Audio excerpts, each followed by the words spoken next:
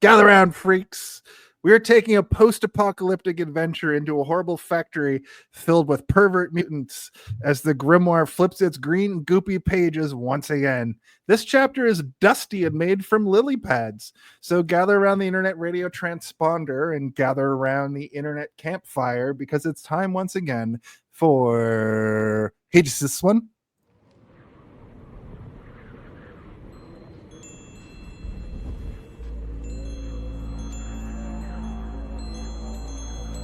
With its covers tightly sealed and nightmares lurking within, the ancient book stirs ominously, whispering of unspeakable horrors and twisted sacrifices that have plagued the brave souls who dared to peek inside. But beware, for one of our sinister hosts has made a ghastly discovery. As the yellow pages were last turned, a malevolent truth unraveled. Pages are missing, each one leading to a dark realm far more terrifying than the tome itself. A place where madness reigns, monstrous abominations lurk, and mayhem consumes all who venture too deeply. This chilling revelation serves as a stark reminder that monsters manifest in a myriad of forms. And Hey, Did You See This One? Invites you to brave the darkest corners of mind, matter, and mystery in search of the grimoire of familiar killers. Lost Pages.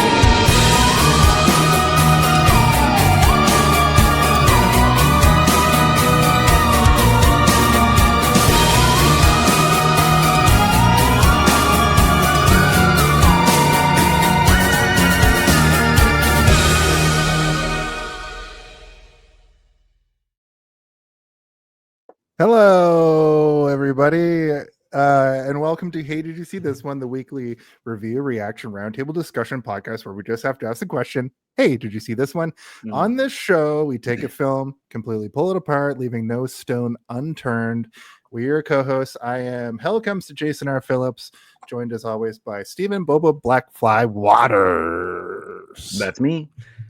This is episode 187, and if you're playing at home, it's season 3, episode 38. That's a lot of shows. No, it's not. We can make it to 1,000, I bet. We can make it to 1,000, I think. We're joined this week once again. This is a quick turnaround for a first-time guest to come back very fast. Pat King is back on the show.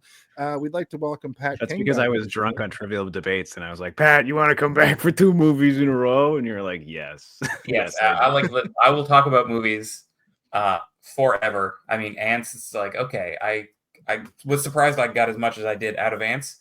And I would just like to apologize to everybody for suggesting this movie and making them sit through it.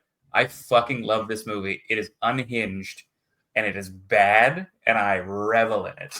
Yeah, it's one of those movies where you can't believe what you're seeing, but you're like, what's coming next? And you never know. And you never know. Wait, what are they Oh. doing now?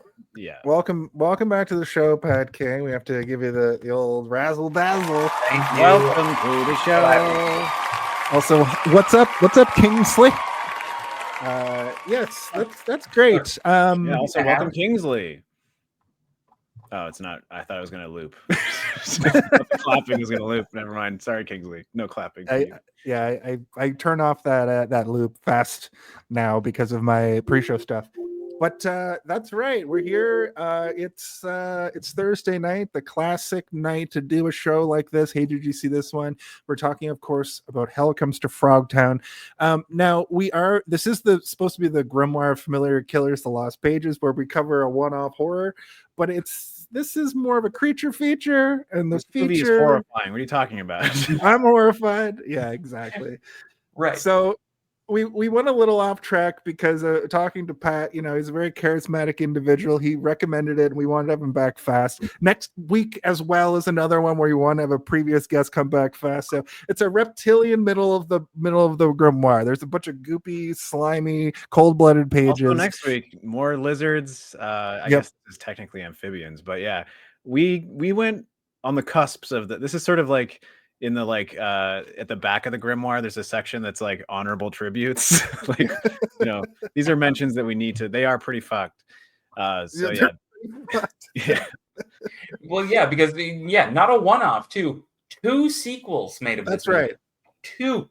I learned that literally today, and I was like, this isn't exactly. And I haven't seen either of them. I had seen this movie previous to this, and it was one of those like, what is this? We have to watch this, right? Like we must. I'm sure had you seen the third one, it would have doubled its viewership. I don't think anyone I know has seen like any of the sequels. It's called like Max and Toad Town or something like that. But well, that's great. Why don't we do a little bit of a brief synopsis here, just so we can get the ball rolling on what this thing is. A brief synopsis. This thing. Who's gonna show up? I'm not sure. Oh, It's time for a synopsis, bitch. no, Freddy Krueger. He's demanding we synopsize this movie. Well, that's so good. Gooey. It's the gooey Freddy from the second one too. Ugh. Get him back. Get away. I have the most brief synopsis, if you'll allow me. Steve, you can add to this, but basically the movie is this. In a post-nuclear wasteland where fertile men are rare, one of the last virile survivors, a rough-talking drifter named Sam Hell, played by Roddy Piper himself, is forced into a government mission. His name is actually Samuel Hellington. I go by Sam Hell. He's forced into a government mission to rescue a group of fertile women from mutant frog people. He's strapped into an explosive chastity belt and sent hopping into danger. Oh, that's basically. It sounds like a ChatGPT description, Jason. I can smell it from a mile away. Listen, I wrote out most of it. It added hopping, and I'm sorry for that. All right. It's just because I slammed the keyboard. I put everything into ChatGPT, and okay. Listen, is there anything you want to add to that? Because that only takes up about 80, no. I mean that's 70% perfect because that's all it is, and there's not really a lot going on in this movie. He has to go to a frog town to save a bunch of fertile women so that he can impregnate them on government order. He's technically government property in this movie because he's loaded. He's a loaded weapon. Folks, they describe him as he's carrying a loaded weapon. Yeah, they're referring to his penis. Do you guys think this movie was written by men or women? Men. Yes, absolutely. Well, you'd be probably correct. One man. I'm gonna say probably one individual man wrote this movie. As a matter of fact, it was two. So it was two men. And Randall breaks.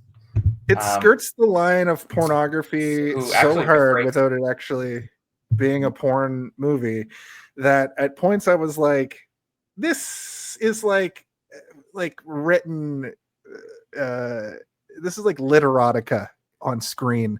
Yeah, it's like when you see those like auto-generated books that they sell on eBay where it's like, like Lady Helvetica in love with the Dinotropper. The dinosaurs. Yeah, I thought. Right. Oh my! I can't believe that dinosaur erotica is a genre of literary fiction.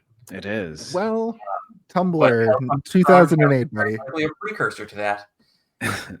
But yeah, I was thinking the same thing because like this movie is like weird and fun, fancy at part. It reminds me of like those like sword and sorcerer barbarian movies from the 80s Yeah. that are like so over sexualized, but they're also like fun and whimsical. Where you're like, who is this for? Like this is for who? Like this Well, is for maybe like a person who's no longer a middle schooler, but is like nearing the end of high school where they still like weird shit, but they're like horny. And it's the 80s. Yeah. Sandow Bergman did a lot of those kinds of movies, which I think is why they chose her for her role, right? So, Well, yeah, she had just come off of Conan the Barbarian and Red Sonja, which are probably like high watermarks of that sword and sandal genre. Yeah. But then you had like Deathstalker, Deathstalker 2, That's Amazon. what I think that's the most accurate sort of comparison I can make is like this is like a Deathstalker movie. It kind of fits into the same box as to like who it's made for. If you like Deathstalker, you're probably gonna like Hell Comes to Frogtown. Yeah, I mean it's like Roger Corman adjacent. It's gratuitous. It's weird. They don't skimp on the effects or the skimpiness. They don't skimp on the skimpiness. Weirdly enough, I think there's only like one actual nude scene in the film. It's true, but there's a lot of titillating scenes. Yeah. A lot of it is trying to be sexy and failing pretty badly. It's because even the main character himself, who is meant to be titillated within those scenes, is often being like, "This is making me uncomfortable. Can you stop, please?" Yeah, which I kind of appreciate. Like it's like this movie's maybe a little ahead of its time in terms of like horn dogginess. Like just reel it in. Well, and the irony is, I mean, we get introduced to Sam Hellman being interrogated for apparently committing some lascivious act with some sheriff's daughter. And it's never really made clear whether or not that those allegations were truthful or not. All we know is that the dad is also a psychopath. So, you never really side with him, but it's not, I mean, based on his actions throughout the movie, we can assume that he was telling the truth at the beginning of the movie. But to have that be the opening introduction to your character makes you immediately be like, is this guy a terrible rapist in the Mad Max world? Because we know that they exist. Before we get too much into the plot, let's do our brief histories. And let's talk about where this movie came from for us. Okay. I don't want to. A brief history. Yeah, it's basically what's your history with this movie? As you know, Pat, you've been here before. Why don't you go first and tell us your history? Because you chose this movie, buddy. You technically chose it. Listen, I'm glad we're talking about it. This is one that I've wanted to do for a while, so I'm happy it's here. Well, and you kind of hit it. You hit pretty close to home, Jason. With the staying up really late as a teenager. 13, 14 years old, parents are gone to bed, very little oversight, got 300 channels on the fucking, satellite TV, and you're just channel surfing and watching movies. And I would watch so many of these god-awful, sexploitation, blaxploitation, double feature, late night, bad, just god-awful movies as a kid. And I kind of fell in love with them. And I have kind of a soft spot for bad movies that are earnest. Me too, man. But like when they're not in on the joke a lot of the time, or like, I mean, this movie kind of skirts the line a little bit, but I feel like it doesn't take itself too seriously. That's for sure. I feel like if it did try to take itself more seriously, it would fail miserably. But the world feels like it has stakes, and it is realistic within the world, right? Like if you can kind of let yourself go for a minute and believe that there is a frog town, then that there are mutants there that are frog people, then like it feels sort of like well thought out to a certain degree, Well, it feels like there could have been more there, and that it could have been a better movie. Apparently, they did cut a bunch from the script. They had to combine a couple of, more than a few characters. They had to cut like B storylines. So when you say, there's not a ton there plot wise, it's because I think it comes in at like an hour, 26 minutes. So it's not a really long movie either. Yeah. It doesn't even break that like hour and a half mark. So I feel like there was a lot of stuff left on the cutting room floor, basically thrown out because they didn't have the budget for it. Yeah.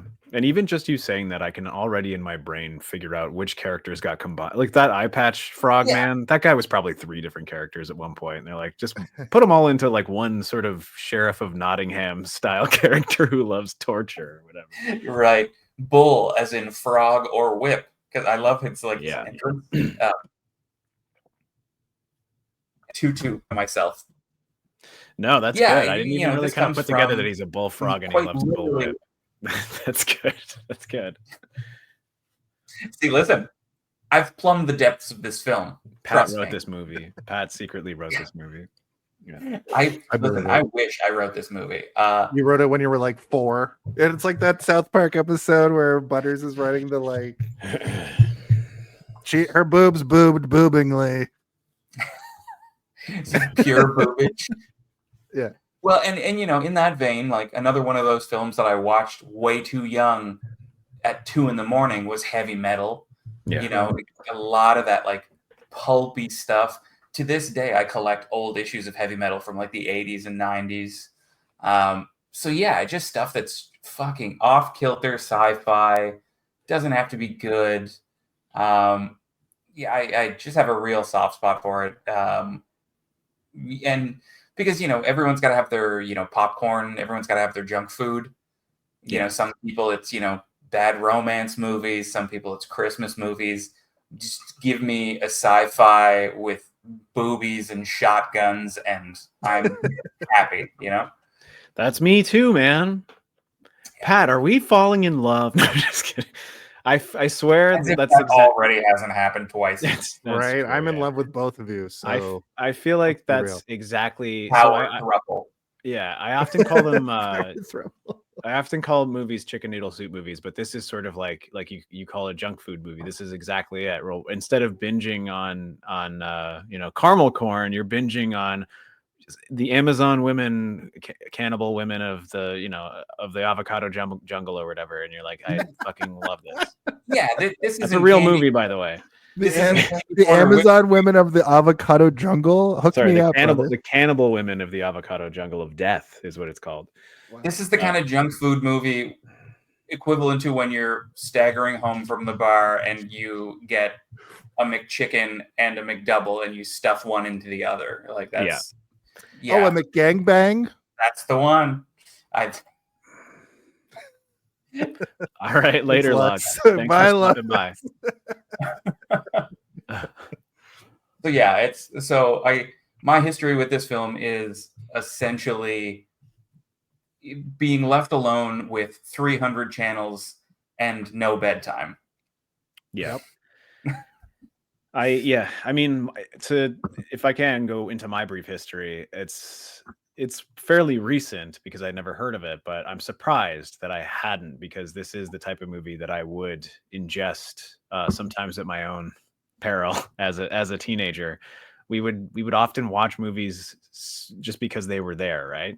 And this would have been one of them. It reminds me of sort of like Yui Ball movies where they're so awful, but you're like, I'm kind of laughing along at this, but maybe there's a bit of laughing along with it to be in.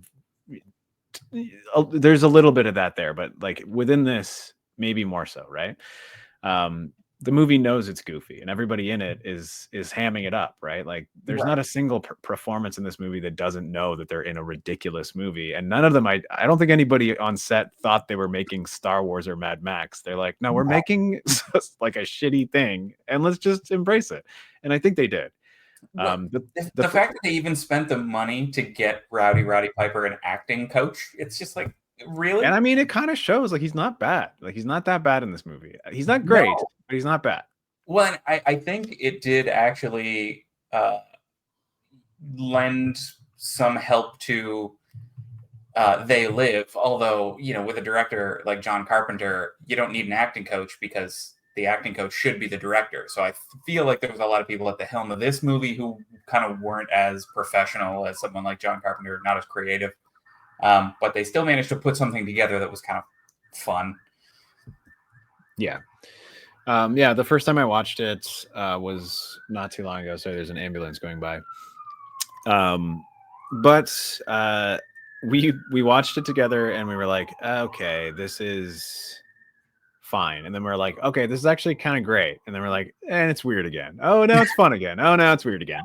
And that's kind of like up and down the whole time. And then by the end, you're like, they could have ended this like 4 times already, but they really need to wrap up every loose end in the narrative, which I guess I appreciate. But at the same time, I forgot about that character from the beginning. They did not need to bring him back. Anyway, we'll talk about that later. And then when watching it the second time, it's like my brain had purged it. Like my brain was like, get it out. And then I was like rewatching it. And like, oh, I remember all this. It's like remembering a horrible nightmare. But you know, like I don't dislike it, and I'm glad you picked it, Pat, because I'm happy we're talking about this piece of shit. Jason, how about you? Listen, I this is one of those movies that throughout the years everybody was like, have you seen Hell Comes to Frogtown? Because I'm a wrestling fan. I'm a fan of Rowdy Piper. And something interesting came up along over the years where in South Park, Jimmy and Timmy fight each other, and it's called triple fight. I know that's an uncouth phrase now, but I always thought that was a reference to this movie. It turns out it's a reference to They Live, and that scene where they fight each other is a shot-for-shot remake of the fight from They Live between Piper and Steve's favorite actor of all time, Keith David. And yeah. For some reason, the first time that's been shot for shot. But I for some reason thought in Hell Comes to Frogtown there was a actual fight between 2 disabled individuals. Of course, that's not true. Why did you think this? Hold on. What led you to believe this? Is like my real question. People, the crux of this very show is, hey, did you see this one? Which is like, you go to a party, you talk to somebody about film, and they ask you, have you seen this? Have you seen this or that? And just through the years, I wove this picture in my head because people were giving me information about They Live and Hell Comes to Frogtown. And then the episode of South Park comes out. It's fully incorrect and it's wrong. I get that. And I know that now. But I just, for some reason, I thought this movie had that. So as far as brief histories go, I just wanted to bring that up because it's as dumb. Offensive as this movie is, I'm glad that doesn't exist. Exactly. Pushed it over the I don't leg. think it could have handled it. Yeah. But as far as like my actual brief history connected to that, of course, I watched this movie earlier this year, fully reviewed it. I'm gonna, as my final thoughts, I'm gonna read my review, my initial reaction to it. But I'm sure this movie would have been on late night, like Pat was saying. I didn't have satellite when I was a kid, but I did have a black box, and I did have like extended cable, and I'm sure I saw bits and pieces, but I never sat down and watched it in full until the year of our Lord 2025. And I'm glad I did. And I was like, you know what? It's just perfect for this show, but we're probably, as long as we can go without revisiting it, I hope it's going to be long from now. But actually, it wasn't this year. It was November. Jason, the name of the segment is Brief History. You guys just talked for fucking 15 We minutes. had actual history. You're just making giving you my up history. manufactured history. It's not manufactured. It's literally that's how I perceived that element of it. But my brief history is I watched it in November of 2024 for the first time, then rewatched it today. And I will say, I remember it to be way less horny than when I watched it and had to actually like analyze. Less than a year ago, like several months ago, you're like, wait a minute, this is way hornier than I remember. Because a lot of movies I put on while like I'm on my lunch break or like downtime at work, like a movie on in the background. You guys do it. You put movies on in the background. It's sort of like TV in the background. This was one of those. And I think I was just like blocking out the horny parts and just focusing back in when they got to You're like, hello, IT, may I help you? While there's like someone strip teasing to get Roddy horny in the corner multiple times. Yeah. But yeah, that's my brief history. All right. So why don't we go into production talk? Yeah. All right. Quiet on set. Are we rolling? Okay, let's shoot this piece of shit. Sound. Speed. Action!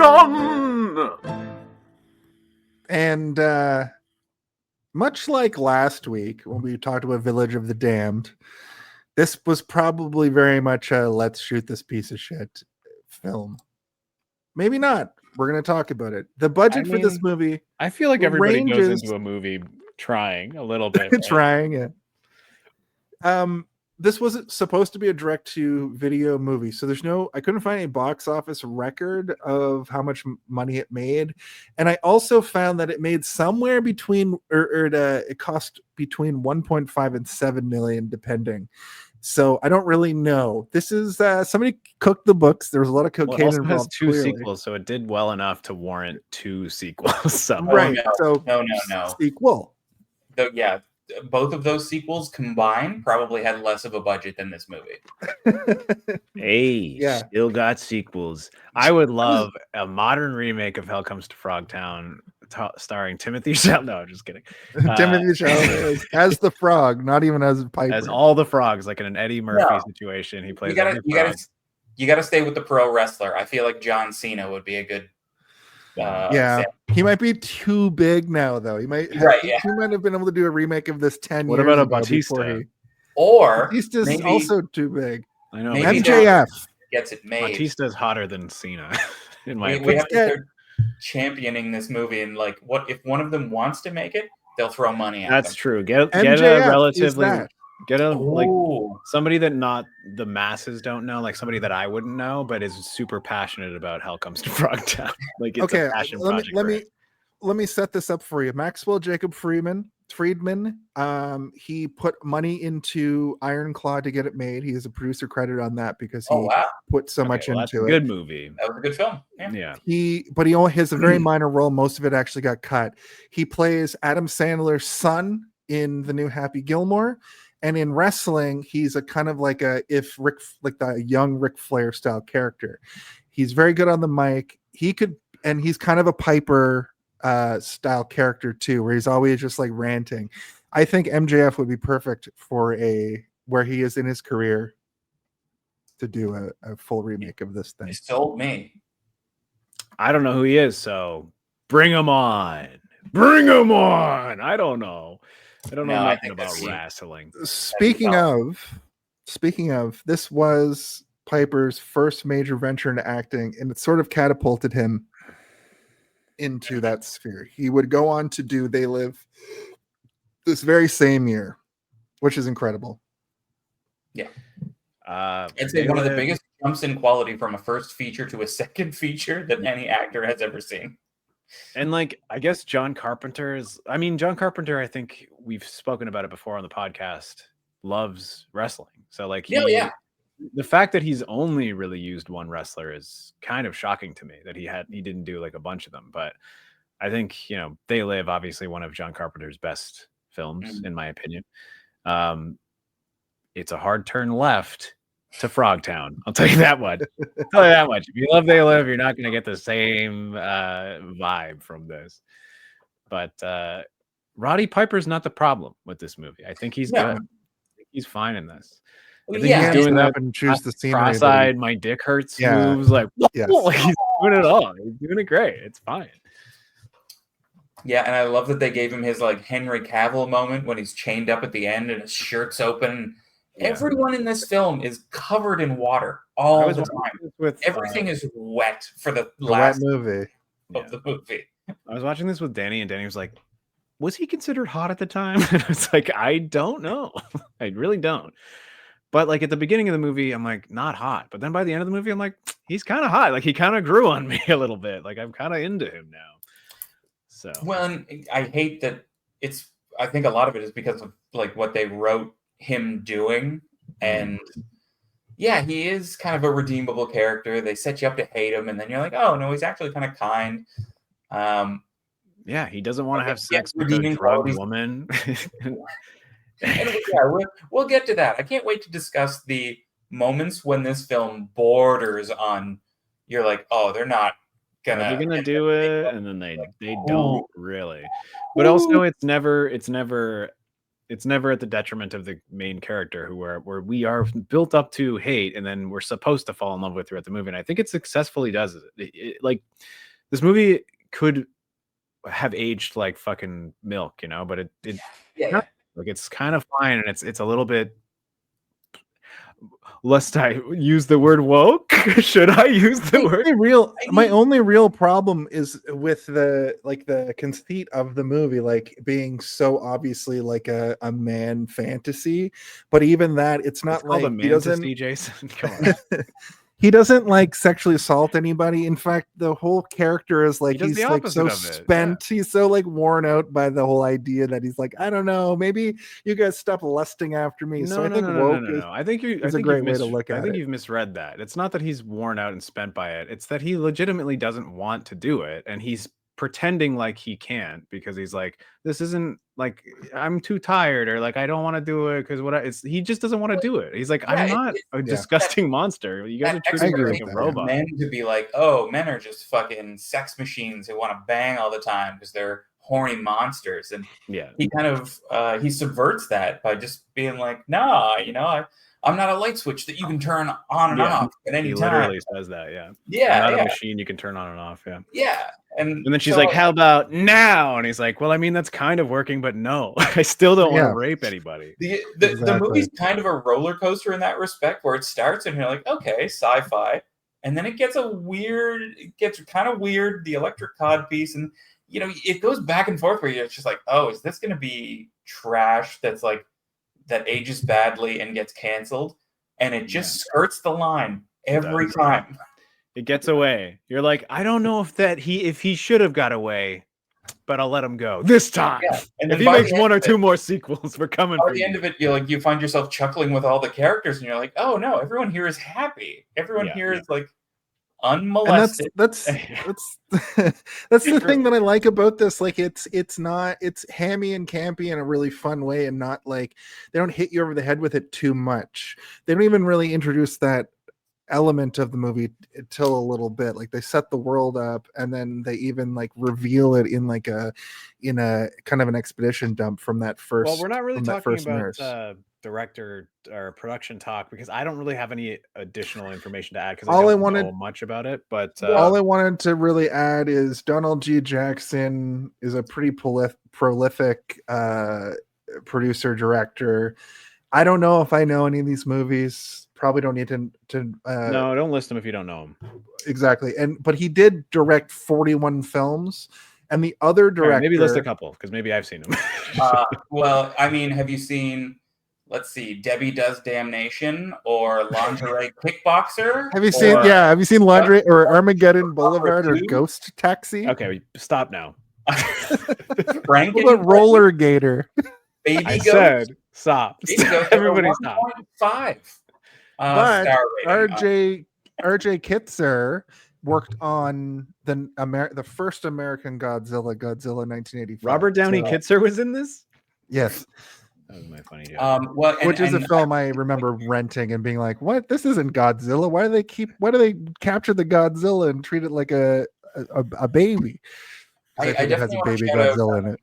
Steve Wang, who did all the special effects.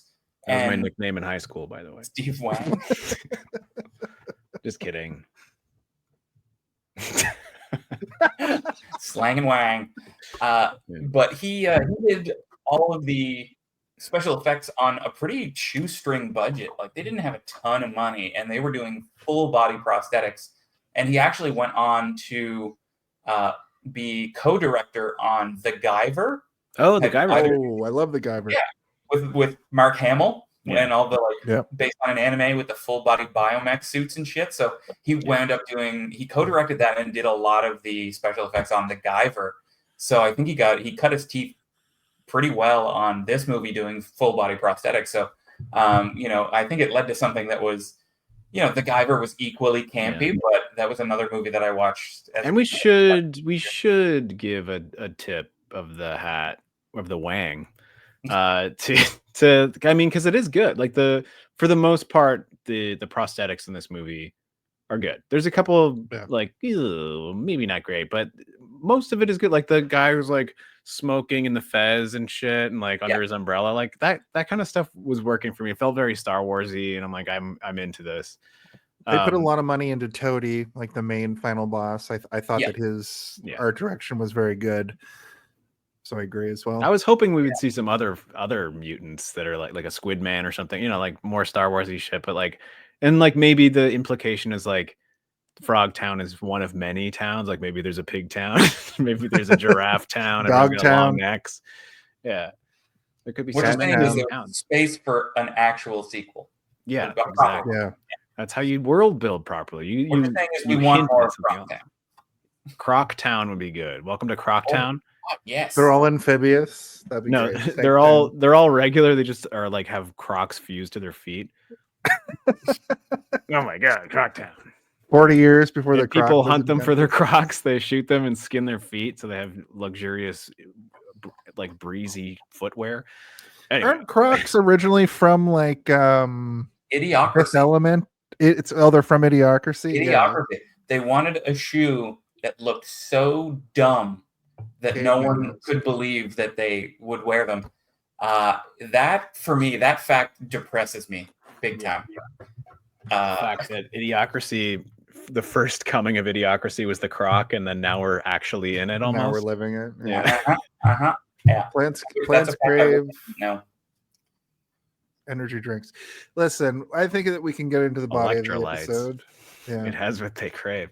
Okay, yeah, let's get into the body of the episode. The body of the episode. So I'll add to my brief synopsis. They give an explanation at the top of the film. Basically, in the latter days of the 20th century, there's a nuclear war. They thought it would end with a couple of nukes, but the world is nuked into the Stone Age. 10 years later, they try to rebuild civilization, but there's freaky mutants everywhere. And the movie opens up with a couple of raider bandits arguing over, I think, a Statue of Liberty statue. Yeah, they try to do sort of like it's almost like a Kubrick-esque bait and switch where it's like something They do the very perspective. very impactful, and then it's diminished pretty quickly where it's like, oh no, it's actually just a tiny statue of the Statue of Liberty.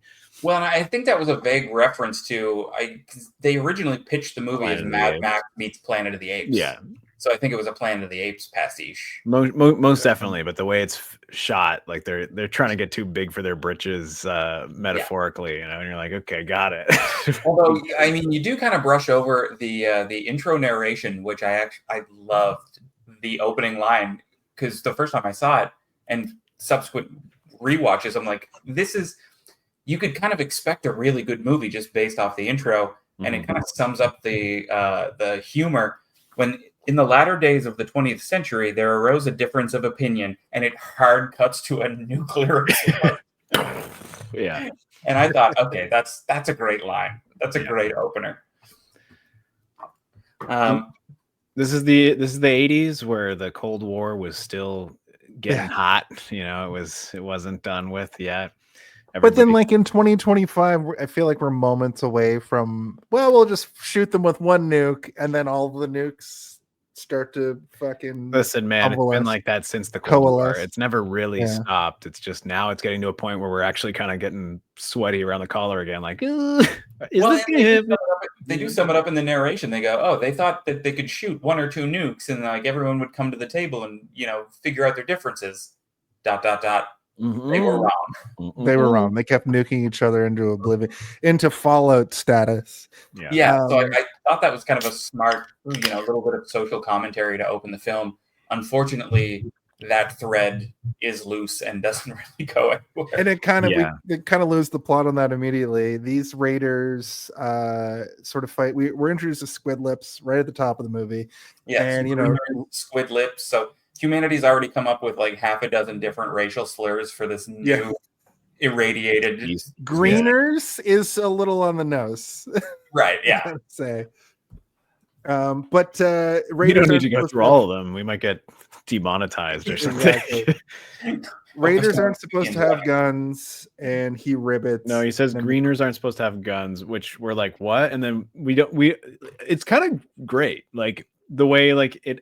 He shoots him in the head, and then we don't know what's going on, and it slow pans on his face, and then you're like, Ribbit. And you're like, and that's like how it comes to Frogtown. I'm like, that is such a good way to intro a movie. But then, like you've said, it just kind of doesn't live up to that opening sequence. It's like such a good cold open that doesn't quite live up to the rest of the movie. It's like better than the rest of the movie, Yeah, I mean, it really does set you up to be let down, and the fact that you, by the end of the movie, you can feel as good as you do about it is like, man, they really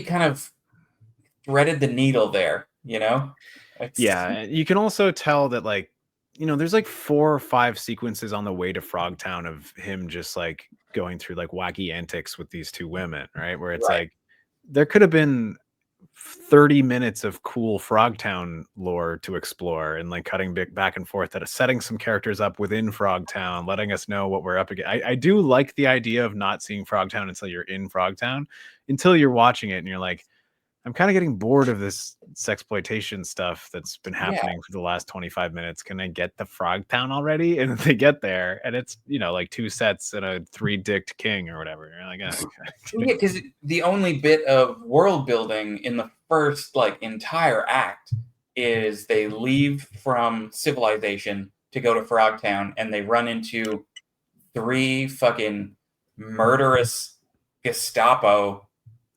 And that's it. Like, that is the only other location. Yeah. But I mean, I think that as the movie goes on too, the quality of the set pieces diminish. Like I also noticed that they ran out of money as the movie went, as I found. We get the credit sequence, which is it's not a typical credits. It feels very like straight to VHS. Like, here are the actors in the movie.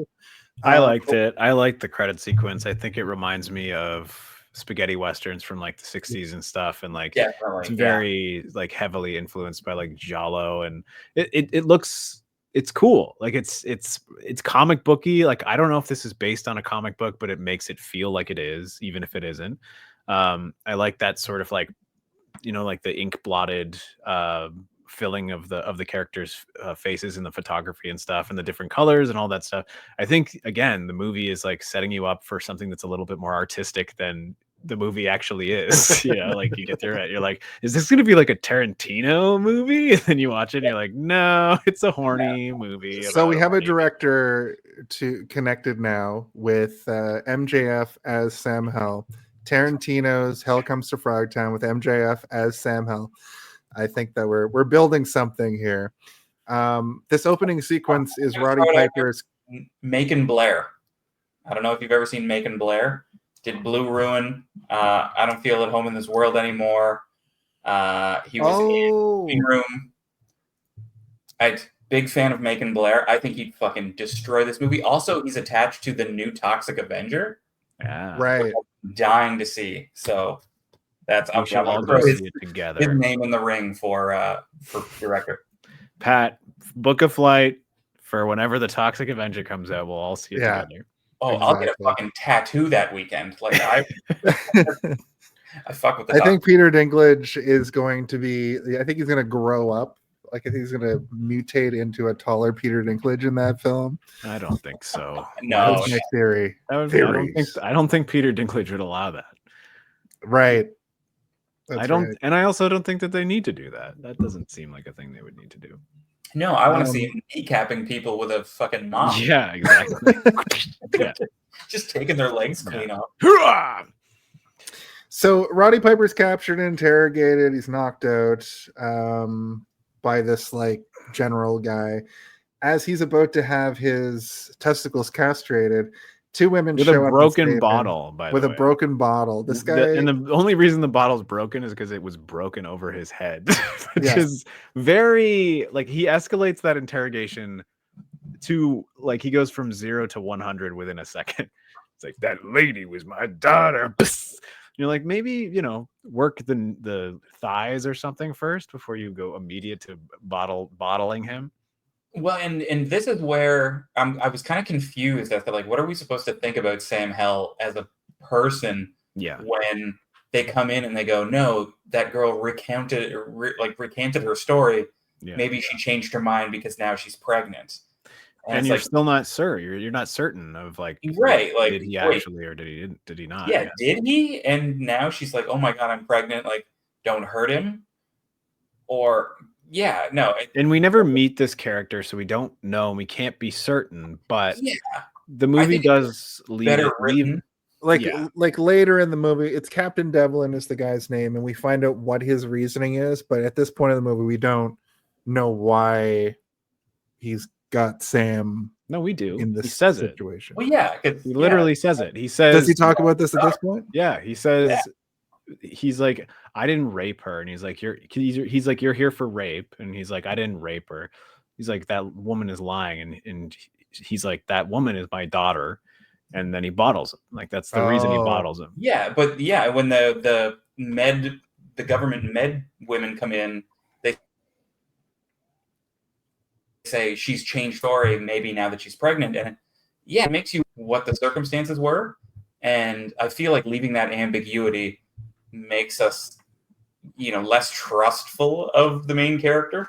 Yeah, they could have made him. That could have been his save the cat moment, or that could have been his like. We really go, oh, he's a good guy. We know that we can trust him. And you also, and because my rewrite brain is like being like, how do you change that without introing that other character as well to have her explain why she changed the story? It's not really pertinent to the story overall, but it is extremely important to our understanding of the character. And you're right. You're left kind of like being skeezed out by this man the entire time because you're like, he might be a sexual predator, like, and I don't know.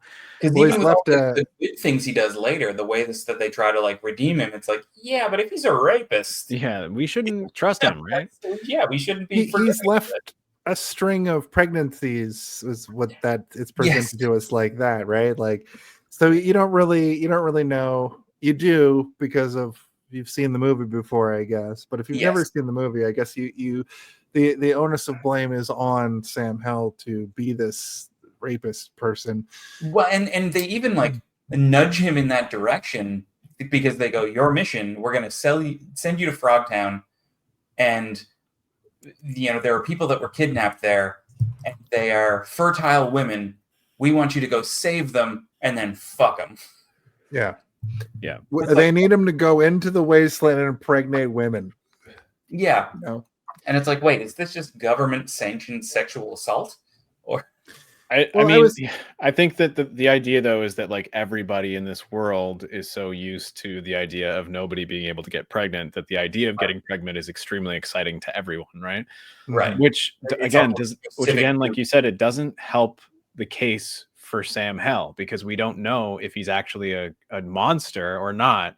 The movie's job now for the rest of the movie is to allow us to figure out if he is. And I guess that's sort of the journey we're on, is to figure out, is he a monster? Is he not a monster? And by the end, you're like, he's clearly not, because he doesn't want it to force himself on anybody at all, ever.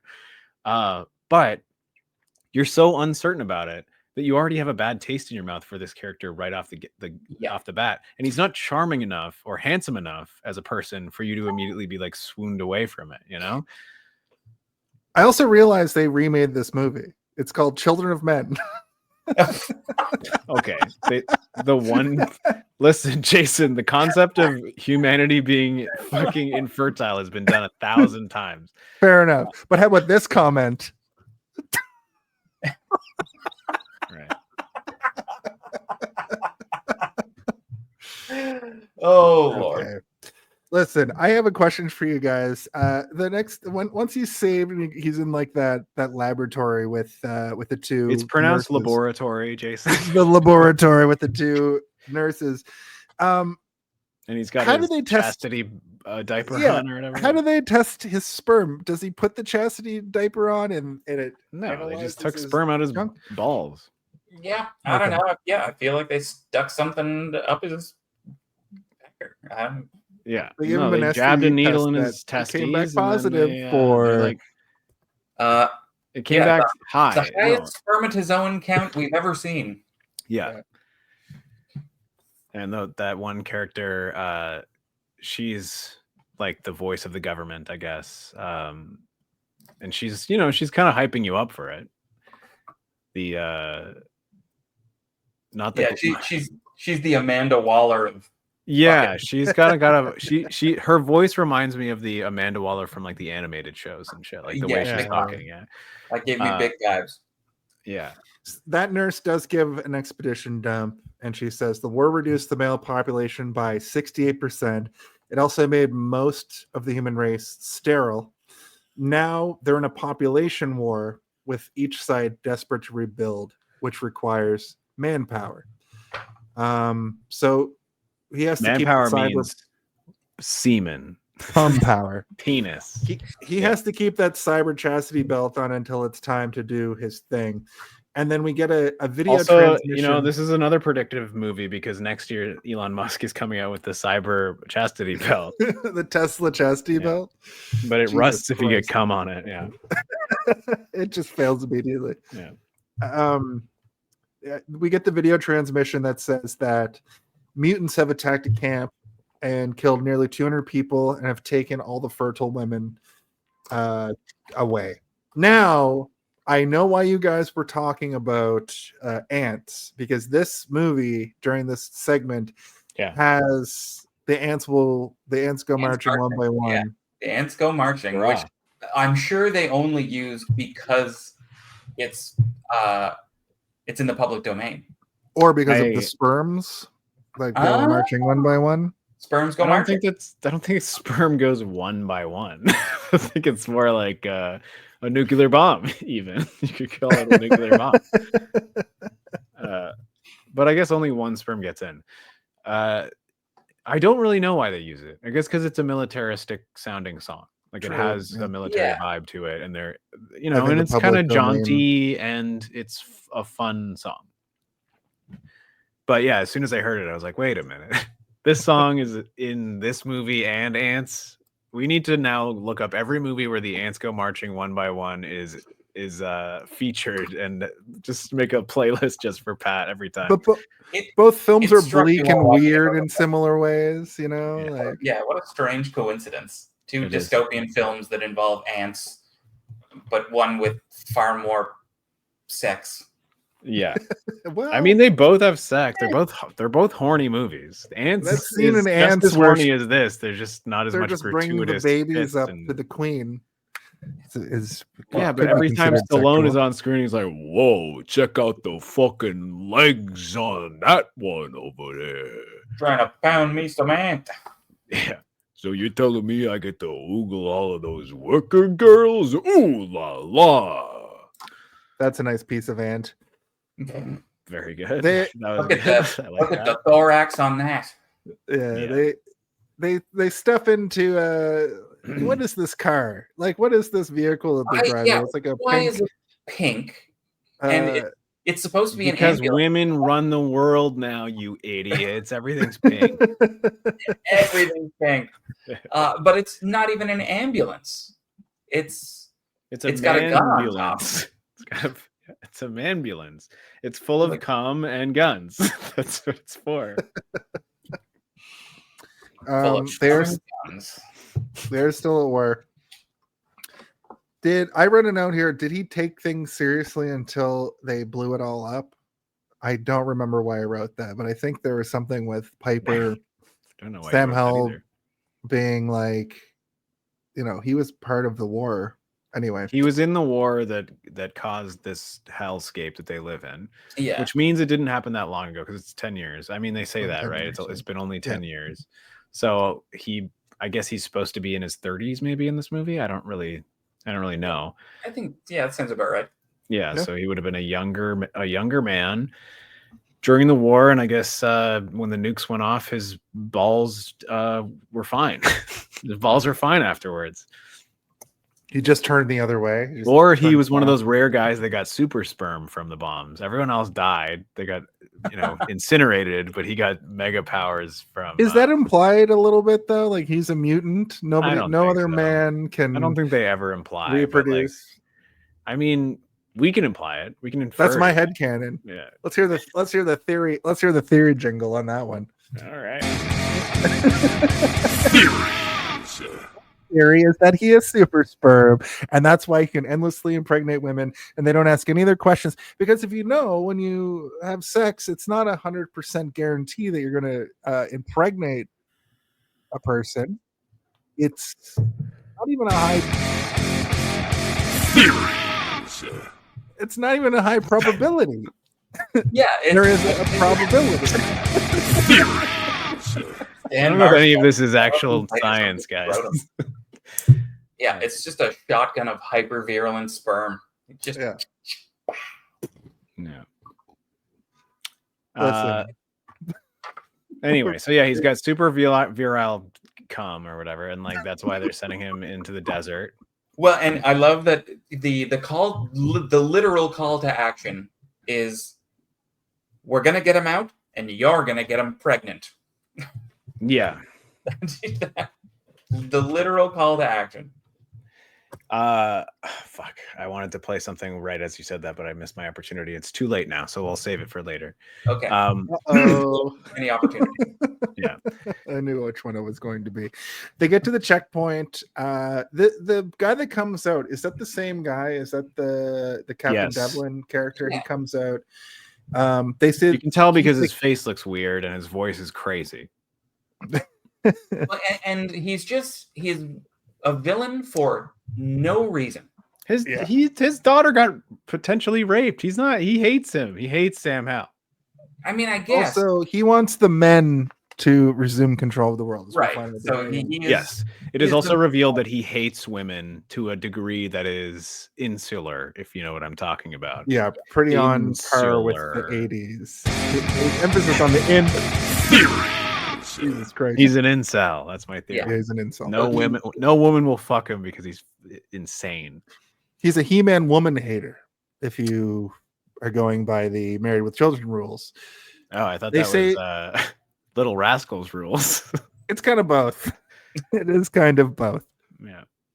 They say they're not going through, and they almost have a standoff, but they eventually let him go into greener territory. They're heading into Frogtown. The frogs have fertile women that Roddy is going to get pregnant. So They're during not all frog this- women, by the way, listener. They're human women. human They're women. human There are women frog women kidnapped too. by Frog people.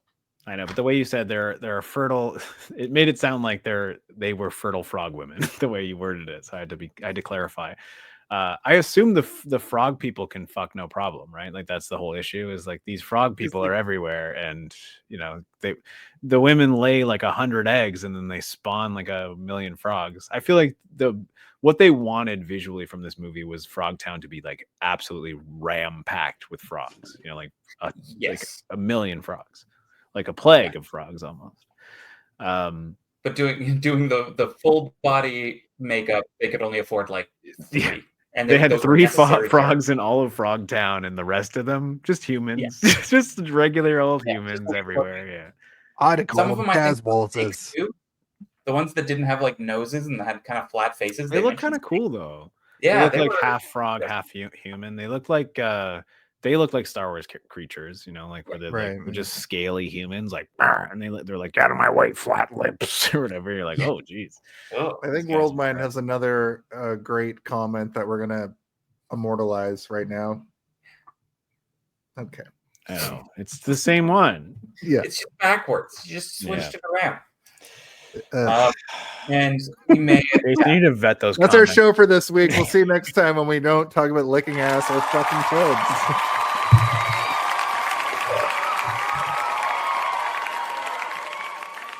So they stop to gas up. Piper tries to escape when he says he's gonna go pee, but his belt zaps him.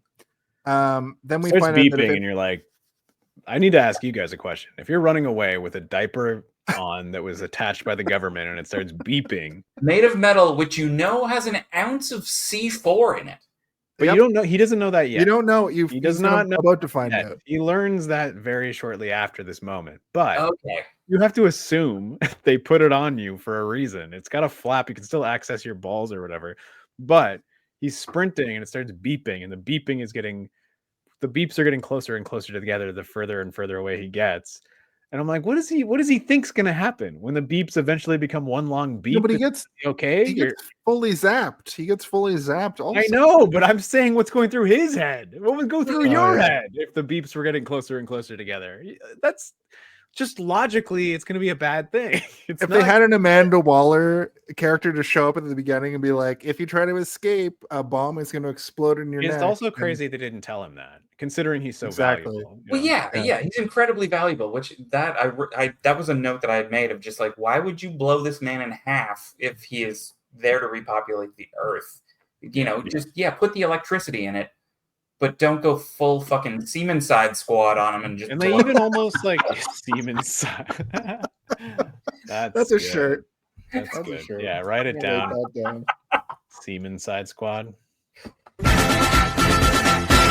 Siemens Side Squad. Just the entire Suicide Squad and fucking explosive cod pieces. Yeah. Yeah. If you leave, we're gonna blow your dicks off. But as he runs away and he gets zapped, she catches up, and this is what another exposition dump of if anybody tries to open it, there's a bomb. If he tries to escape, Spangle has earrings. One is a sensor to always bring her back to the chastity belt, but also if they're disconnected from her body, he blows up. But also he gets electrocuted if he gets too far away. Yeah, I think what she actually says is like, if you get too far away, I'm gonna blow your dick out your ass. Jesus Christ. Oh man, this speaking of blow your dick out your ass, this next sequence is the softcore porn of it all. All right. He's trying to go to sleep. Spangle comes out of her tent dressed like a maniac, trying to seduce him. She's like, I have a seduction arousal dance I can give She's to you. been trained for it. She's been trained Yeah. in seduction by the, I don't know, government. I don't know what classes they sent her to. Which is frankly the most unsexy thing I've ever seen. It has to be one of the most awkward attempts at seduction committed to film ever. But like kind of into it a little bit. Kind of a little bit like, I don't know why this is doing it for me, but I feel like I was more into Centinella polishing her gun, and I don't know what that says about me. Yeah. right? I mean, I was more into Centinella because she is hot. I love that slick back short hair, the trinity of it all. You know what I'm talking about? Yeah, I do. Yeah. And Um, I love the like. But she's infertile. Remember, I mean, I guess they both are, right? Hmm? They're both infertile. They're can't both be infertile, pregnant either. Yeah. because that's like part of like the ending bit when they kiss. She's like, I'm infertile.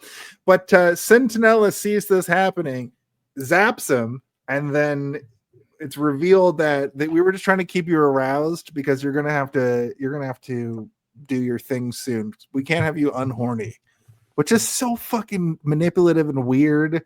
Yeah, we're gonna have to keep you horny all the time because we never know when you're gonna need to fuck. Also, I don't know if that's real. Like, No, that making is somebody not. horny doesn't make them more virile, does it? I don't think so. Maybe I'm it's not a big edging. scientist, but I don't think so. Is this- Edging? Is this gooning? Isn't gooning just jerking it? I don't know what gooning is really, to be honest. I know that it's a word. I'm not going to reveal that I know what it means. This- So I anyway, Well, the it just next meant that morning- you were horny for Chronically everything. online. This movie was chronically online before the internet. Yeah, this is what created It's it. also We woke, crafted it. right? Yeah. Just so many mixed messages going on here because Spangle tries to seduce him. Turns out, she admits that she's trying to keep him aroused, and then Centinella jumps his bones middle of the night, even though it could get her Yeah. court-martialed. And you're like, wait, what? Yeah, I feel like it could get you executed if you waste sperm in this world of like birthless waste. You can't Man, be I would spilling not make- seed. The seed is valuable. Wouldn't make 10 minutes. My main question is why not just like have him set him up into like a milking machine and then just like, use his sperm to That would make more sense. But I also yeah. like the implication that this cyber chastity belt has like a flap for his dick? No, it definitely isn't like that. It's like because you never see it open, but you hear it. You hear like a crazy spring sound effect, like it's spring loaded. Yeah, I think it's said as a running gag like 3 times in the movie. It's just like there's a flap. yeah, and then when you hear it open, it's like doink. Like it sounds like it flips open, and you have to like lock it back into place. Also, do you guys have anything else? Sanitary. I hate the idea of not being able to wash my wiener properly. It freaks me out. Anyway, That's actually a good question, Worldmind. Did Spangle have sisters named Star and Banner? Yeah, I'm sure that was, I guess, the clever reference. Shaft. So after spending an inordinate amount of time in the desert, doing very little, like almost nothing to advance the plot or develop any Not characters. fucking. Right, yeah. Well, after that, they head to Frogtown. Well, and no, they fuck with each other a little bit. Not Well, they kick him out the car at one point, and then he has Yeah, to they- chase after the car, and they're like Oh, clearly let me- driving slow enough to be able to. There's stuff. They keep driving. There's a contract he has to follow. He refuses. He throws it out the window. That's when they kick him out for that. I thought this was all very cartoony. And then as they drive off, he has to like catch up to them. Yeah. He runs after them. So it becomes a full cartoon at this point.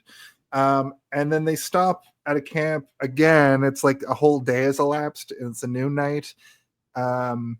They and he kick catches him up. out the car when the sun is setting, and then they drive far enough away that he won't blow up, but he has to run to catch up, and they're probably driving slow. Like you don't see this, but like you assume that they drove slow enough that he could catch up and not have his wiener blown out his butt.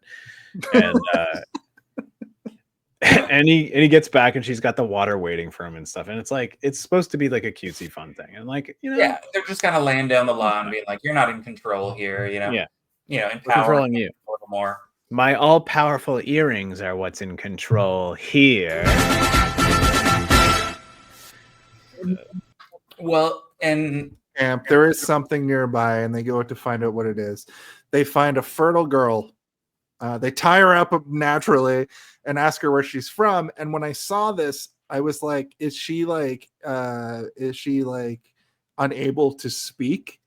But before they can find out, they sedate her, and then they make her have sex while she's knocked out, or they give her something makes her horny. Yeah, They they give give her- her a pheromone or something Yes. to make her fertile, more fertile.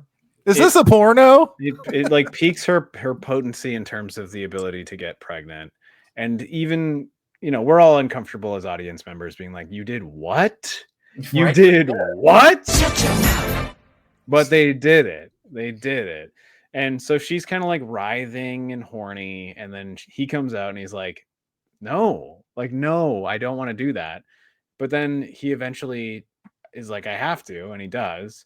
But then he this is the other thing where they're like, the movie really needs you to get on board with him. So like after it's happened, they wake up in the morning and he's stayed with her in bed and like dressed her and cleaned her up and everything. Cleaned her, Like, yeah. So he Did you wash her, and Centinella's like, no, man. I didn't. But He you did s- it. Yeah. You skipped over is Spangle after. coming out and him being like, I I'm not skipped really over in the because I don't mood. want to talk about it. Right. And Spangle is like, It's I'm trained in seduction techniques, as you know, and she I'm does gonna a make you little horny dance, while you Yes, sex alright. takes the with- clothes off again. I didn't know we had And to he's talk like- about another striptease that is leaving me It's- flaccid. But he's like, but he's So kind of gross. nice about it. He's kind of like, Well, because he even I'm sorry tries that to you can put yourself shield through at this. her.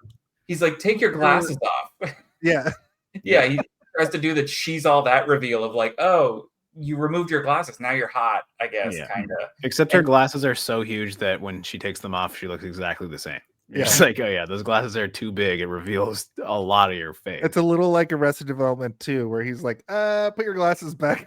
He doesn't say that. And I know, but that's But In my it's head, also like he kind of takes pity on just how unsexy she is, and he's Yeah. like, all right, I guess I'll bone her anyway. I guess now I have to say that I will fully point out that Sandel Bergman smoking.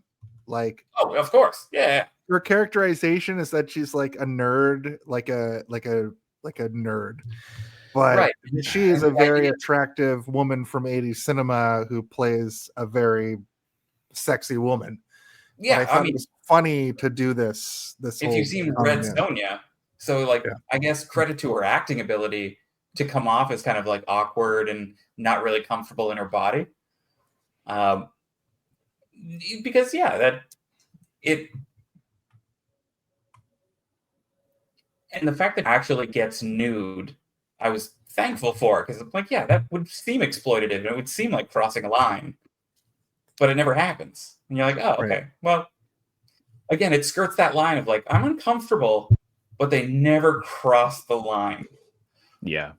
I mean, this is why I didn't really want to talk about it again, because we already did once, which is like Yeah, every single time she does it, it's the same result, right? Which is like, you're not doing it. But like he gets what she's doing, right? And it's supposed to be him falling in love with her and her Put your falling in love blouse with back on. him. And like it's weak. It's very weak storytelling, but that's what the movie's trying to do. And then by the end, you get it. And like the end is kind of really gross, where he just has like a harem of women that he's gonna fuck later. Yeah. But like, We'll talk about that. and in a she's minute and at all. she's all there to watch, and she's like, once you're done, we can go on vacation and fuck all you want. But you Yeah, first yeah, you gotta you fuck gotta all these bang women. all these folks first. It's Uh, gross. It's such a gross thing. But it's there was a clear, part that's where how I you was- know it's written by a man. Like the How is this man not- wrote that. I think harem animes were based off this film. It was like Mad Max Fury Road if it was written by a guy who just doesn't get art. Yeah. He's like, it's like Mad Max Fury Road, except like somehow more horny. Like, wait, Written- what? Except Just written by really- Ben Shapiro. Which Yeah, really focusing on the that'll do pig element of it all. weird little piece of trivia. The guy who did the score for this film, Ben Shapiro's dad. No way. Yeah, look it up. Oh, Swear to God. Jesus Swear Christ. to God. Yeah. Thank you. Thank you, Chef. This is why Girlstein. this movie is why Ben Shapiro is the way that he is. Yeah, David Shapiro was the composer for this film. He is the father of everyone's least favorite dry little wiener of a podcaster, Ben Shapiro. Did you know I that don't like women it- are not actually supposed to be don't moist when like it you stick your when- frog dick inside of them? I did. My wife gets wet. In fact, that's gross. Yuck. Icky. Guess he just Listen. never saw Hell Comes to Frogtown, where everything is soaked. I mean, is Roddy Roddy Piper supposed to be attractive in this movie? Because I don't find his supple breast nearly as compelling as I'd like it to be. But I mean, I guess by the end you're kind of into it. You really want to, lay He your head flexes down his in muscles his at one point, and eye. I could not help but look at them and see how moist his chest was. I was thinking about taking his metallic diaper off with my teeth. Boing. Boy. All right, I hope that's true. That is absolutely true. thanks, Ben, respond. you coward. Time we call Look, him out. So the next David- morning, the girl David- is just fine. She's cuddling with Sam in his sleeping bag, and she now fully verbal tells them where Frogtown is. They have one of those That- like sci-fi moments with the binoculars, like it's just over there across the field and beyond the hill. Mos they give- Eisley. I mean Frogtown. The most wretched hive of scum and villainy. And they Everybody give the keep girl your dick flaps closed when you're in there. I'll tell you what. Yeah, You when she shows up in her like weird little purple vinyl outfit or pink vinyl outfit, and all of a sudden is just like, "Hey guys, like let's go to Frogtown." I'm like, "What the fuck happened last night?" Like I thought she was completely feral. Like I it's- assume So did I. That's I that's the point I'm trying to make. I I thought was that like, she was "What the a fuck?" woods person who never assume- had Well, human listen contact. to me for a moment. I'm listening. You're chased through the desert by psychopaths who drug you. You don't want to give up any information on where your people are, so you just don't talk to them. And then they drug you and make you horny, and then you fall in love with Roddy Piper, and then you have no clothes because all your clothes are rags that you pulled out of the fucking ass of a dead coyote or whatever. And they give you a little onesie to wear that is pink and branded with the brand of the government. I told you, the government runs everything. Everything's pink, and because the women own the government now, everything's pink. They gave her that. That's not hers. They gave it. It's in the trunk of the car, guys. There's 100 of them. They're this big. They're Yeah, like But why you couldn't know those she boxes of gloves, form- the disposable gloves? They have like 1 million little onesies to give out. She Just a couldn't gown. form any sentences. She couldn't like. No, she was not What? talking. She was just doing this, like But she was like grunting and struggling. Yeah. because she doesn't want to talk. They're Feed her and give her some water. Roddy Piper, the most disgusting man on earth. He's a rapist. He probably smells like cum too, if I'm being honest. Well, They give the they're girl a for days. Nobody. I don't think anyone in this movie smells good. no. It's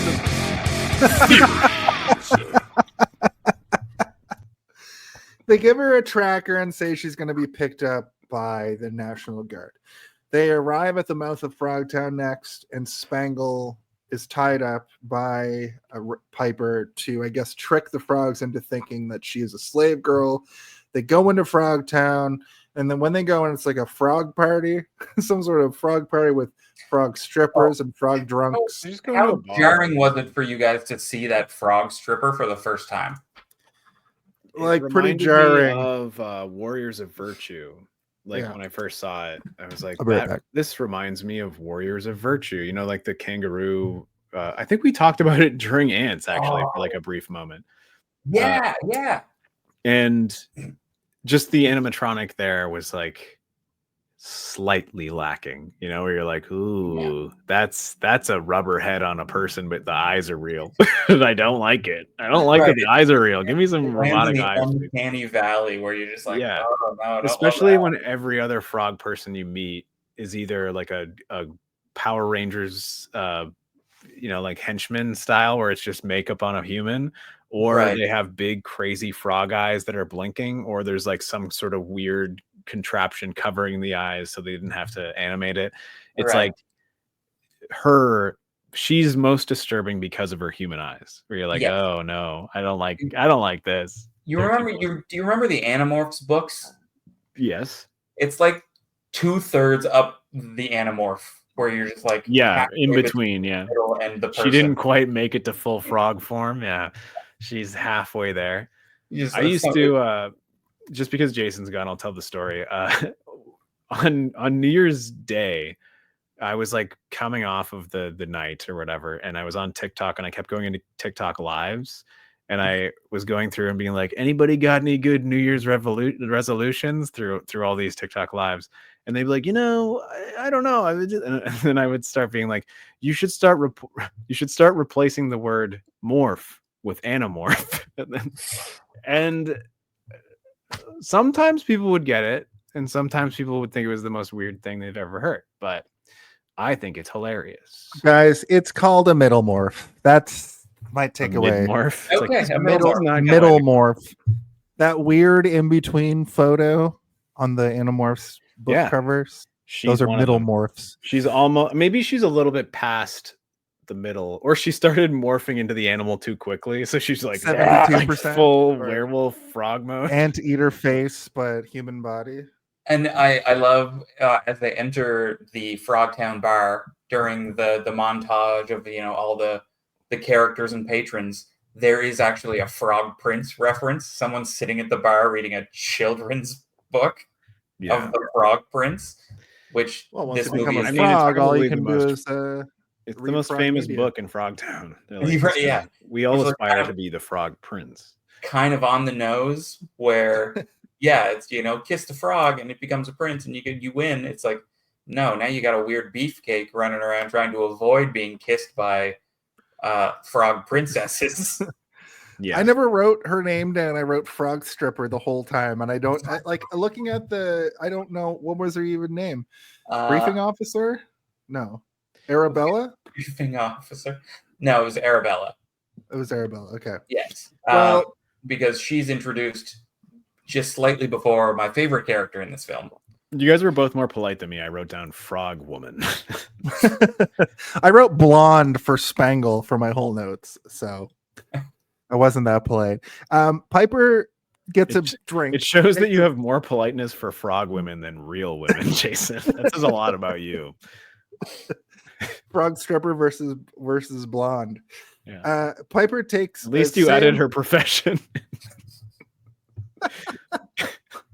Yeah, you couldn't even get to blonde scientist. No. Just put blonde. Oof. Yeah. Sam takes a sip. He gets a beer. He takes a sip of it. He realizes that it is actually waste. Toxic waste. And that's when we get the cross-eyed spit take moment, which I thought was funny, but I was like, this is pure comedy. This And is the but he moment that I plays it realized so that well. like these guys are making a movie for nobody. This is when I Yes. realized that they're Yeah. making a movie for no one. They Like, don't know sometimes- what they're doing. Sometimes you can just tell they're trying to amuse themselves or each other, where you're just like, Yeah. okay, he's just desperately trying to make one person on set laugh because Yeah. it's not funny. The boom mic guy's shitting himself because he crossed his eyes when he spat out the toxic waste drink, and you're like, It's the most professional wrestling thing, though. Like that's Roddy Piper in this movie is just doing a fucking promo the whole time. He's just Yeah. in wrestler mode the whole time. He's projecting to the cheap seats. He's really hamming it up. And he It's- meets his buddy Looney or Lonnie, or in the They credits. call me Looney Tunes because I'm Yeah. fucking crazy. and you're like, oh, Played by the Rory amazing Calhoun. Rory Calhoun. Yeah, Yeah. Rory Calhoun. Just a And he- legendary character actor. He's like one of those sort of they got him on for like Hollywood silver screen clout. They're like, we got Rory Calhoun in this one. We could put him on a poster. Like, And- you got Rory Calhoun. What did you do? Pay him in whiskey? They're like, Yes. no, we didn't even pay him in whiskey. They paid him in nuclear waste. We told him that nuclear waste was whiskey, and he drank it, and he did get drunk. Also, he died. He died Yeah. after this movie. Yeah, this was his fourth last movie, and his third last movie was by the same director, a sequel to Rollerblade Warriors. Oh wow. Jesus. Oh, how the mighty have fallen. But you know what though, like I said about most of the performances in this movie are like they're fine. Like his performance is fine. He's not like doing a bad job. You know, he's doing exactly what he's there to do, and he's doing a competent job. Like the world, as hacky and corny as it is, and is believable because of their performances, and he's one of the reasons that I'm like, I buy that Frogtown exists. Oh yeah, no, he's got one of my favorite line reads of the whole film, which we'll get to in a bit.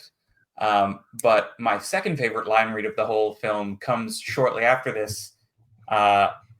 After it's when Bull is introduced, but before that, we have to get to the meeting with the middleman, What's his name again? His name's like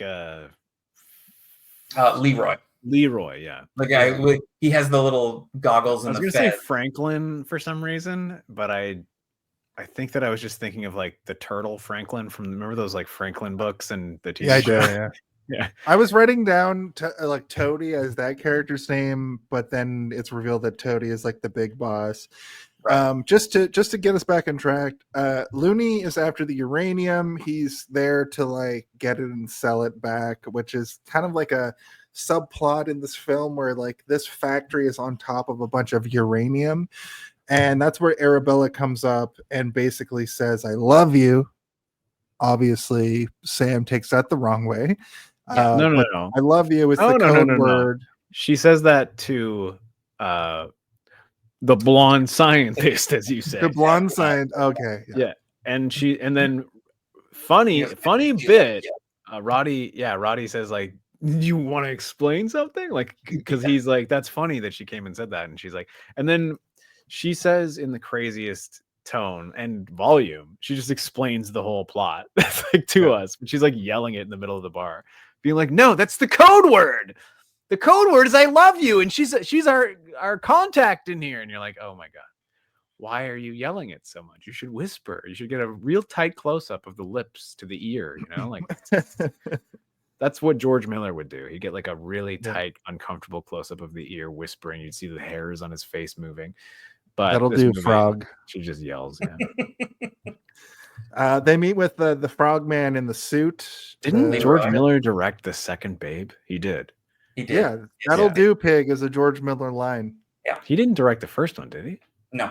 I think he No. did. No, he I didn't. don't, no. Is That'll Do Pig from the second one then? It's from the is it first one. Oh, so That'll Do Pig is not a George Miller. George Miller made the weird horny Pig in the City where he goes and like, yeah. Also, Happy Feet about the dancing penguins. That was a George Miller film as well. Yeah, George Miller loves post-apocalyptic wastelands and weird animal movies. Boner alert. I'm sorry.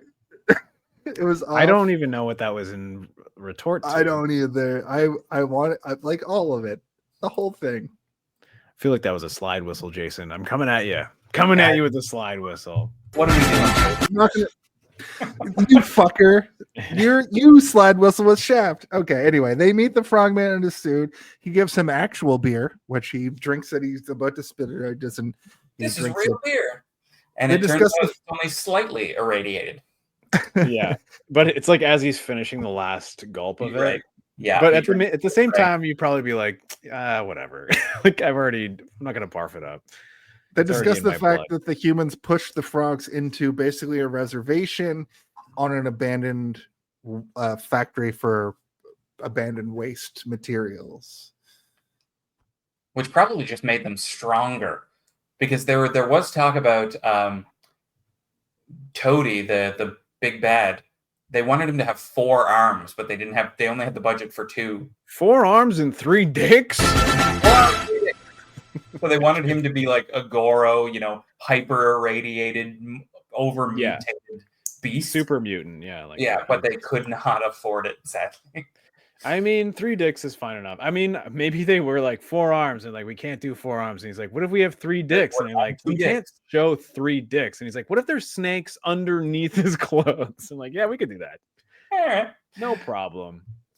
So yeah, they meet, and you find out that like Arabella is kind of a Princess Leia type character. She's against Toady and against the frog establishment. And then you meet his right hand man, Bull, who comes in and he's just real mad right out the gate because they're doing a slave trade in the bar, which is like, You know that you can't do slave trades in here. and you're like, what is happening? But like, where do you do it? I wasn't paying too much attention.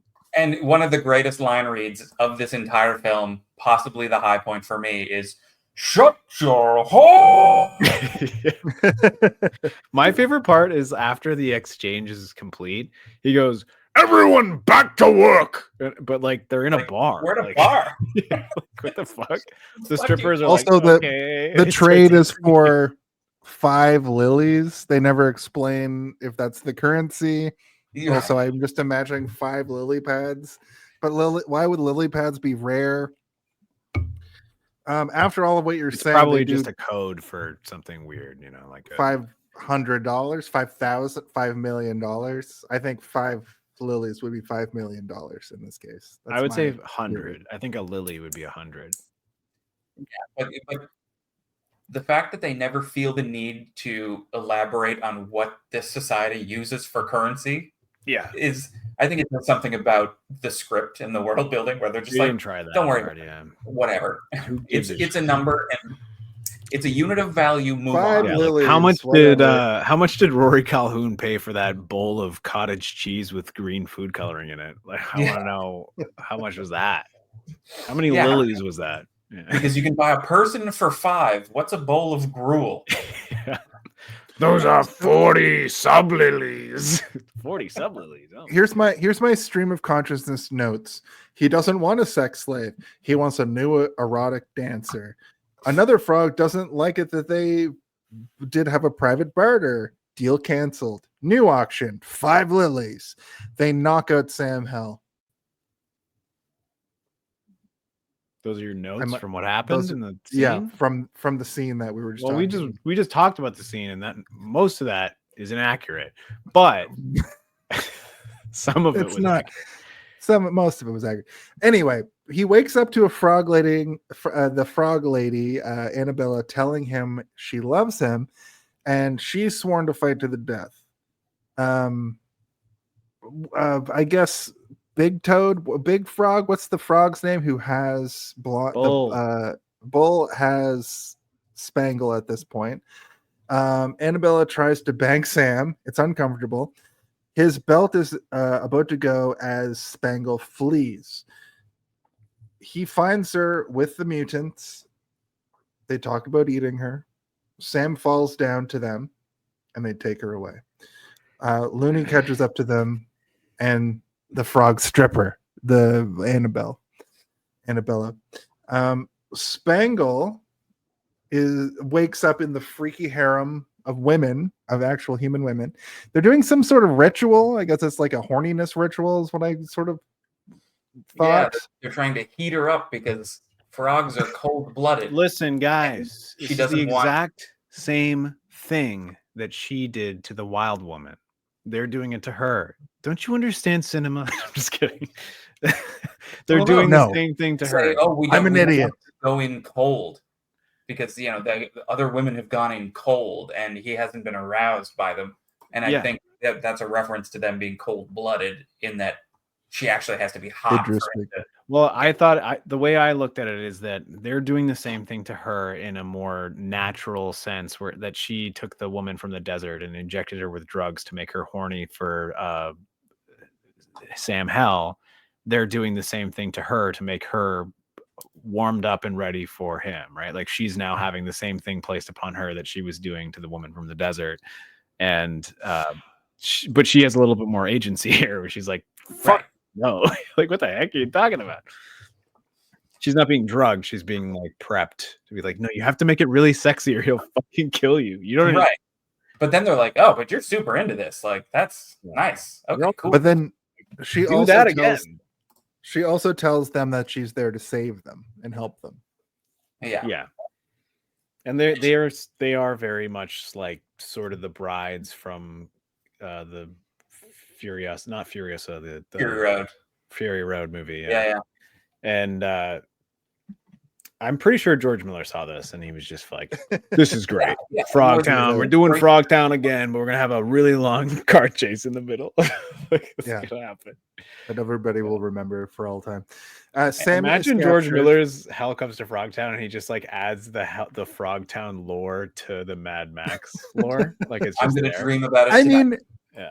They could absolutely be happening simultaneously. Oh my god, they could. That stands to reason. That's right? true. In America, everybody became a frog. In Mad Australia, Max everybody comes to Frogtown. Fuck yeah. They just haven't encountered the frog people of the United States yet. They drove across the fucking salt desert and they got to America, and that's where all the frogs live. Maybe every country has a different irradiated anthropomorphic animal. Yeah. It's like The King of England is like a crazy otter. He's like, yeah. And so now that we're in Frogtown and we are around all of these frogs, this is when everything gets wet, and not in a sexy way. For the rest of the film, everything just has a sheen of water at all times. It's And 'cause they're all I could think was, imagine being the PA whose job it was to spray down everyone with water. So it ran out again. when Can we get bigger when squirt bottles? when Sam is captured, Bull tries to use a chainsaw on Sam. He pulls out a chainsaw. Yeah. It cuts back over to the harem with Spangle, but Sam is trying to tell Bull that the belt Has a is bomb in wired it. to blow. Yeah. And then the chainsaw just gives out. And No, it gets locked, and then he pulls it up, and there's a chunk of the underwear on it, and he's like, "Oh, I guess she was lying," and then it blows up in his face, and it's like, no. But before this that, is he's before like, that. This is before that. What are you doing? And he goes, to get I have to get more gas. gas. Oh Yeah. right, yeah, I forgot about that. He needs to Right? refill his chain. He didn't check his chainsaw before he started torturing. Good lord, No. amateur. Even But at an hour and simultaneous- 26 minutes, this movie is bad for time. Yeah. Mhm. But simultaneously, like on the other side with the harem, the earring gets glazed and Sam starts getting zapped repeatedly, which I thought was really funny. And then also Looney and Annabella are like discussing saving Sam. Right. Yeah. And then Bull continues to work on the belt and it comes off, and that's what you were saying, Steve. Yeah, pow. He throws it at him and it explodes in his face. But also, and this is the line read that I was referring to, was that Arabella gives Looney Tunes a big smooch. She's like, "Oh, we're gonna go save him," and she gives him a smooch, and he says, "Cussin' sentimental reptile," and it's just like, to me, I was just like, that encapsulates his character, and it says a lot about him that he's just like, "Ugh, cussin' sentimental reptile," and he just like runs off to save it. I'm like, that might have been the most charming the moment in the movie for me was Rory Calhoun's line read with this like weird. Yeah. It It's was like the equivalent of like in an Old West movie, like a young woman kissing an old man and him being like, exactly. "Gosh darn it, I'm too old for this. Shouldn't To be me, shenanigans." It was the most honest line read. It was the most believable line read in a movie of otherwise just really hard to believe shit. I mean, his reaction shots in this movie are great. Like it's mostly just him like doing a goofy smile, like slightly off the lens, kind of like reaction shots of him just reacting to everything around him. And I'm like, does he know? Did they just say like do a fun smile? I mean, like full of green dye in his teeth as he's like shoveling fucking cottage cheese in his mouth. And you're like, yeah. Rory Calhoun, absolutely charming, really like shines. I thought you were going to say more, but yes, I agree. No, I agree. Yeah, but Spangle tries my notes. The IOU one. So after the explosion, we get a little bit of Roddy Piper's physicality. Finally, like a pro wrestler in a movie where he doesn't get into one like physical fight for the first hour of the film. Yeah, was frustrating. Especially when it's only an hour and 26 movies or minutes long. Where you're like, exactly. Holy. Yeah. I almost said 126 movies long. 126. This movie is 126 movies long. Holy Yeah. shit. That's what it feels like at times. Yeah. But yeah, you know, after the codpiece blows up in Bull's face, we do get, Arabella lets him go. And that was another funny reference to earlier in the film when he makes her put a burlap sack over her head and he says she unlocks cuffs and he goes, "I owe you one," and she goes to start putting on the bag and he's like, "No, not now." There's also a little moment later, like we're probably going to gloss over it, so I just wanted to mention it because of that sequence. Later she pulls the bag up like, "Oh, do I put it on now?" Like for a split second. I thought that was extremely funny. Well, yeah, because he goes, "I owe you one," and she goes like she pulls the bag up to put it on, as in like, "Oh, well, if you owe me one, I want you to bone me." And he's like, "No, not now." Maybe later. Which like that was one of the like, I got a chuckle out of that. You know, I thought it was a good moment. Spangle tries to fight back. She gets taken. Arabella saves Sam and gets stabbed. Sam takes out Bull and looks for vengeance. Spangle is taken to the leader and told to dance or die. She utilizes her ability to dance again. Super awkward. But it's like, I like this because like she starts doing her stupid signature seduction technique, which has never worked. And then they start to like her memory, which happened 5 fucking seconds ago in the movie, where it's like, we don't need an echoey voice telling you that, you could just realize it. But you hear the voice come in that says like, "Remember to just go loosey goosey, feel it in your bones." And she starts to like dance for real.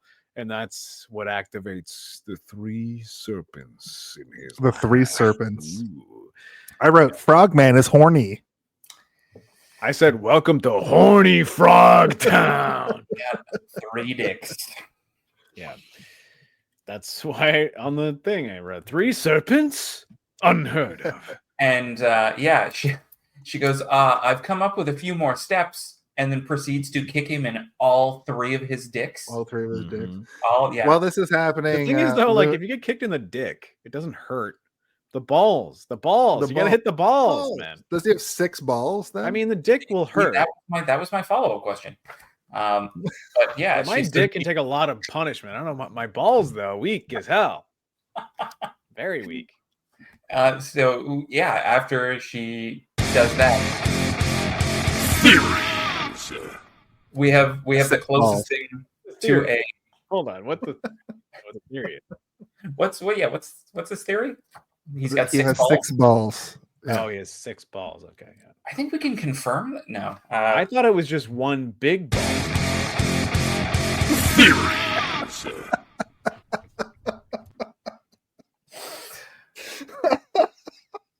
No? Yeah. and so we know By the way that I'm They laughing, that head. in They Live, Rowdy Piper has, the iconic line, "I'm here to chew bubblegum and kick ass, and I'm all out of bubblegum." We don't have quite as good of a line in this film.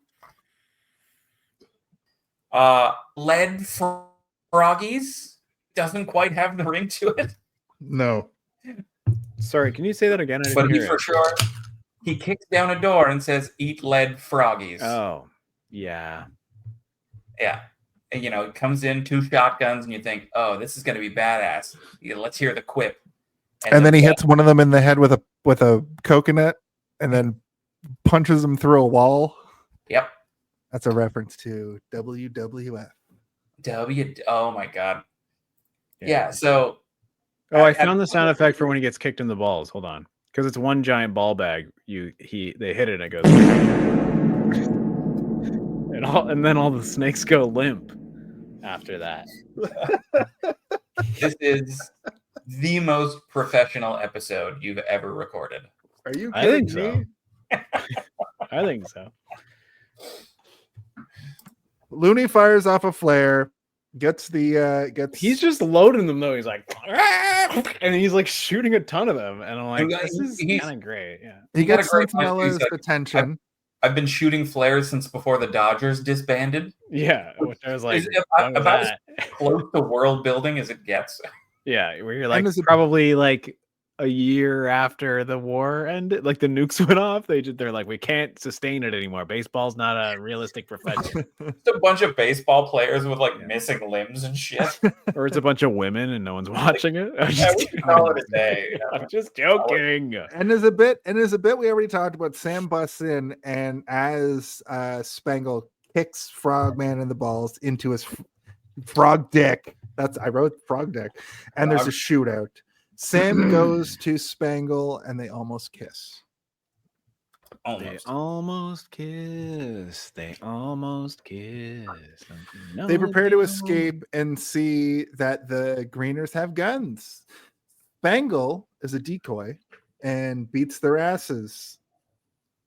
And as they're escaping, this they is go like into the this is harem. kind of a good moment because he's got 2. Yeah. They both have a shotgun, and then she hands him one of the shotguns, and he's like, "All right, you take care of it, I guess." And then he's got both of them, and she does like a crazy overact where she's like spinning and rolling against the wall and like, and like making crazy faces and breathing wildly. And then she goes up, and then what does she say? She says like, the 3 serpents or something, and then like kicks one in the nuts and then just roundhouse kicks the other one in the face. And you're like, okay, that's good. That was a good moment, like I kind of like that. But I agree with that. That one moment, there should be more moments like that. That outweighs Eat Lead Froggies to like a whole other degree. And it makes you like her more, I think that her character is maybe a little bit more interesting than his. But they're both sort of boring. I think this is the other thing, is like they're both kind of boring, but like together the story is a little bit more interesting because it is working towards this weird thing where you're like, they both clearly like each other, like almost from the beginning, like there's like this weird sort of kinship between them, which works maybe. I don't know, man. The movie's it works. bad, but I like think it absolutely works. Like it works as like a movie. That's kind of the thing about this movie. Like it like on paper, it's dog shit. Yeah. But when you're watching it and you're going through all of these segments of the film, Yeah. everything works in this unique way where as a movie as a whole, it is a great unifier of thought. I think that The when we come to this conclusion like this, where it's like when a movie is dog shit, but when you think about it it elevates a little bit. We should call it guano, because guano is Guano? edible. It's edible shit. Right. So like it's dog shit you shouldn't eat, but guano you can. Yeah. Right. No, that's What's that thing? What's that thing of when like you feed coffee beans to like a donkey in the Himalayan mountains? Listen, man, nobody knows about your weird fetishes. We're just talking about I- guano. No fetish. know exactly what this is. Yes, Pat, you know that's what it is. You feed this. I thought it movie- was like a cat. Wasn't it a cat that It's eats called it? Kobe Luwak. Yeah, Kobe Luwak. It's a yeah. cat And though, isn't it? Yeah, I thought it was a goat or I something. thought it was a cat. A tree cat. A tree cat. Yeah. Dropping. Pat, save us. From a binturong, which is more closely related to a raccoon. Oh, so a cat, a tree cat. Well, okay, so like a tree cat. Yeah, there you go, Steve. You beat me. Not a tree dog. Not a tree goat, but a tree cat. Yeah. Centrella shows up and asks if they're going to eat lead or dirt. So she shows up from the outside. line. Like, Yeah, you we get a guys couple fuck putties that dive for the dirt. Yeah. We're I gonna call really them wanna- putties from now on. I really love, Steve, that you're calling them that, because the lesser frogs are really dressed up to look like putties. They have the same mouth. Yeah, they're weird. They don't have a nose. They don't have an Yeah. expressive face. Yeah, They're they just look like humans with like a couple prosthetics that are Yeah. glued on, and then they're like, we need to wrap their head. Like when I first was like, what's with these costumes? I'm like, after a couple of times seeing them, I'm like, oh, that was the easiest way to not have to do more than like this amount of makeup. You know, they just Yeah, like you don't need see to, their- needed to wrap their heads up. Yeah. Yeah. Well, and early on, I mean, with the dressed like sand people, like Yeah. they anything they could do to minimize the special effects budget, they did. Yeah. Because they had like the 3 actual frog suits, and then after that, they were just like everyone gets a mask and way too much clothes. I like the sand people look from that opening shot though. I was kind of hoping for more of that shit, you know? Like, Yeah, with the goggles where- and everything. and just them being like, you know, like, come on, yeah, give me more, give me You know, more of that. none of the other frogs rip it. None of them, not a single one. We got Bull, who's just, you know, yelling about slavery, and then Leon, who's like, I also like slavery, but you know, in a better way. And then you got Toady, who's just got his 3 dicks, and he loves slaves too. They're all bad. And then After we have Lady Centrella shows up and lays down that great line, eat lead or eat dirt, Looney creates a distraction with a flare gun, and they escape. And they save Looney as well, or so we think. We'll get The to that in a harem does. second. They drag them out. The harem. They're all Yeah. pacifists, by the way, in case you guys are following along with the movie.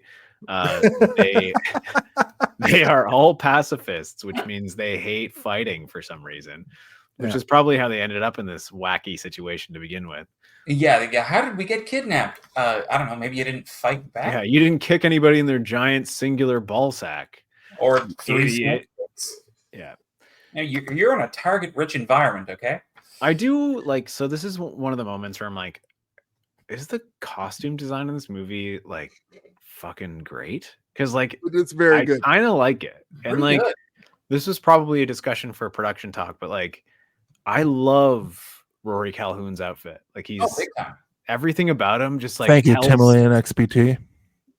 it tells so much of a story about who he is. Like we know that he's a uranium diving weirdo, but Yeah. like he's got like this crazy hat with a light on it, and he's got Yeah, like he's got all the denim clothes with knickknacks vests on. over it and all this layered clothing where you're like everything he's wearing has a purpose. And I feel the same way about most of the characters in this. And even when you get to the harem where it's like they've been dressed to look like Princess Jasmine and Aladdin or something, right? Like Yeah, they're and supposed to and look- they've all got like pastel colors, so it's very easy to like kind of tell them apart, or it makes Yeah. for a nice frame because they all have like solid primary colors. Where yeah. you're like, okay, like the production design wasn't asleep at the wheel. But they're also cutting corners where they need to, like only doing this much face makeup and then being like, yeah. put some sort of hat on them that makes them look, you know, vaguely exotic. And you're like, oh, okay, now it just feels racist. Whoopsies. But, you know, like it's not, you know. The other thing is like, I have this major question that I haven't asked yet, which is like, did they evolve? Were they humans that turned into frog people, or were they frogs that turned into human? I think that there were humans that got mixed with frog DNA. Or to is it? mutate. I didn't get to finish. Or is it a mix of both? Are the ones that look like frogs the frogs that turned into these things, and the ones that are like half mostly human are the ones that are like they were humans that got turned into frogs? I do not. Or are think they the that result of there an were offspring of frogs, a frog fucking a human that like became that? You know? because I they're think all you're asking anthropomorphic.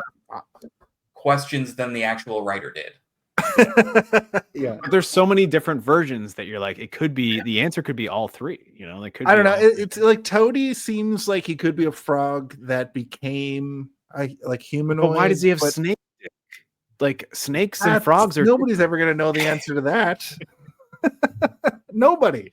Not a single person will ever know the answer to that question. Mhm. But if I had to answer that question personally, I think that it's they got mutated, much like the ghouls in Fallout, to become frogs instead of ghouls.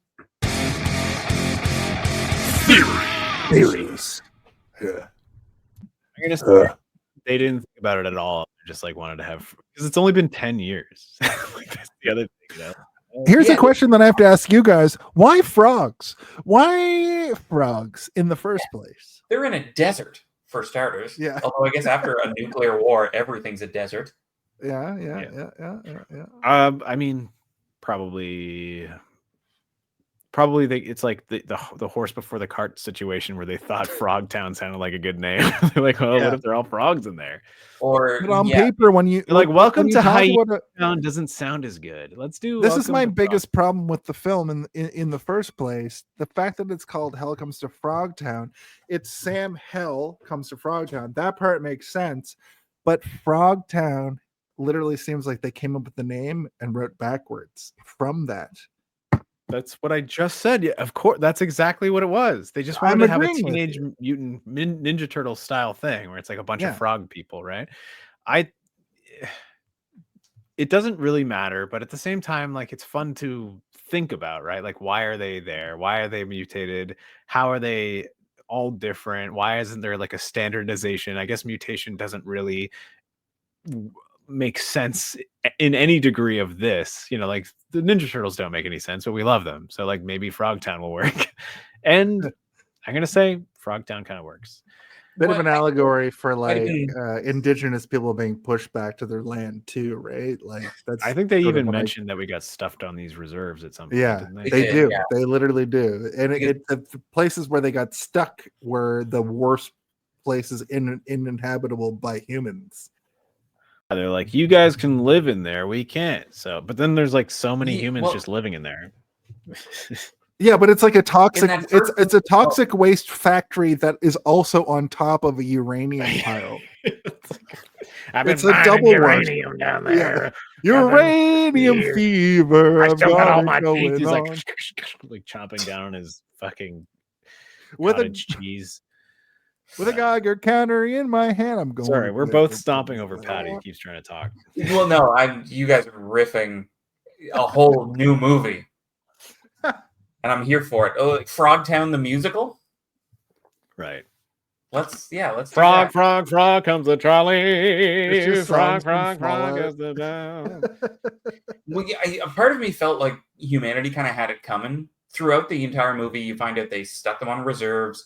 They had all these horrible, like, xenophobic names for them. They wouldn't allow them to have guns or like simple rights. And you're like, oh yeah, no fucking wonder. Like, humanity's like, why do we keep having wars? Also, Because Live in the uranium mine and shut up. Xenophobic. Yeah, it's terrible. I think that any movie where humanity is being oppressed by mutants, humanity absolutely deserves it no matter what.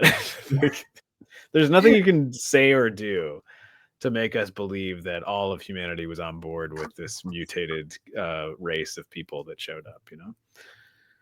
Oh my God. Refreshing things I've seen in a while. You've got a really natural way of keeping things fun and engaging, and it felt like hanging out with good friends. I'm genuinely looking forward to see how your content evolves. Keep doing your thing. It's seriously inspiring. Thank wait, you. That's Right. from, oh, I thought that was from, hey, did you see this? And I'm like, Jason, No, just read that. the person that was in here earlier, they private DM'd me They Oh, wanted to sick. say this, and I would like to thank you, Tim. That's a very nice thing to say to us. I appreciate Yeah. that. Maybe if they private DM'd you, they didn't want it sent out to the world like that. Hey, listen, we need this, okay? Yeah. I need this. I need this. Jason doesn't understand boundaries. That's true. Okay, so we're nearing the end of this. We are harrowing they drive. tale They of, drive off. They drive off, but the frogs have a jeep that's kind of a tank. In the The inside the inspiration car. from Mad Max Fury Road. Yep, Yeah. exactly. That piece, I thought we were gonna get a high speed chase through the desert. That was literally a Mad Max moment. But Looney is bleeding and dying, and then he dies. Which I'm the like, did he frog- get shot in the back of the head? Like, I what don't know. happened to him? They literally pull the hand down, and there's blood all over the hand. So Yeah. So maybe he hit his head really hard, and he's like, Yeah. I've been hitting the head so many goddamn times. This is the last time. Died of an Oh." aneurysm. Yeah. the frog jeep has rockets. I They have a guess. high speed pursuit and shootout. They get stopped by a man with a rocket launcher, and he tells them to drop their weapons. But it's the jerk from the start. What's his name? Corporal Dildo. Captain Devlin. Who's Captain apparently Devlin. guns to the frog people who weren't allowed to have Yeah. guns because they mentioned that during the scene with Leroy. Yeah, but he's And this also is- selling the uranium. He's taking the uranium and selling Make it a to nuclear scientists. bomb. Yeah, I don't know. It doesn't.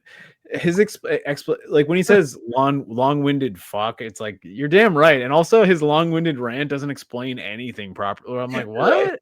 Who are you? Hold on a second. So this Tim fellow, Timulin XPT is still here. You got Discord? We do have Discord. Hated to see this one on Discord, and also hated to see this one wherever you get your podcasts. Just follow us, and we'll talk. Keep DMing me. He's also. They are also saying you're welcome. You have a truly warm and welcoming presence. Do you stream consistently? We do stream consistently every Thursday night right here on Twitch.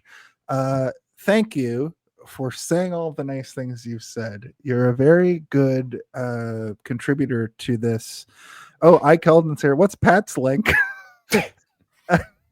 You're a very good contributor. I appreciate that. Tim, I'll message you offline. But I called, and what's your link? Well, you know what? Also, hi. On the Discord, I'll be on the Discord. I've been trying to move away from social media. I do have a Twitch stream that I've been meaning to get back into consistently, the Eldritch Abbot, and I'll post it in the chat a little bit later before we end up. So yeah, you can find me on Twitch, and you can find me on the HC this one Discord. Also, stick around for our plugs. I just want to get this part out. We're He at wants the to- ultimate battle.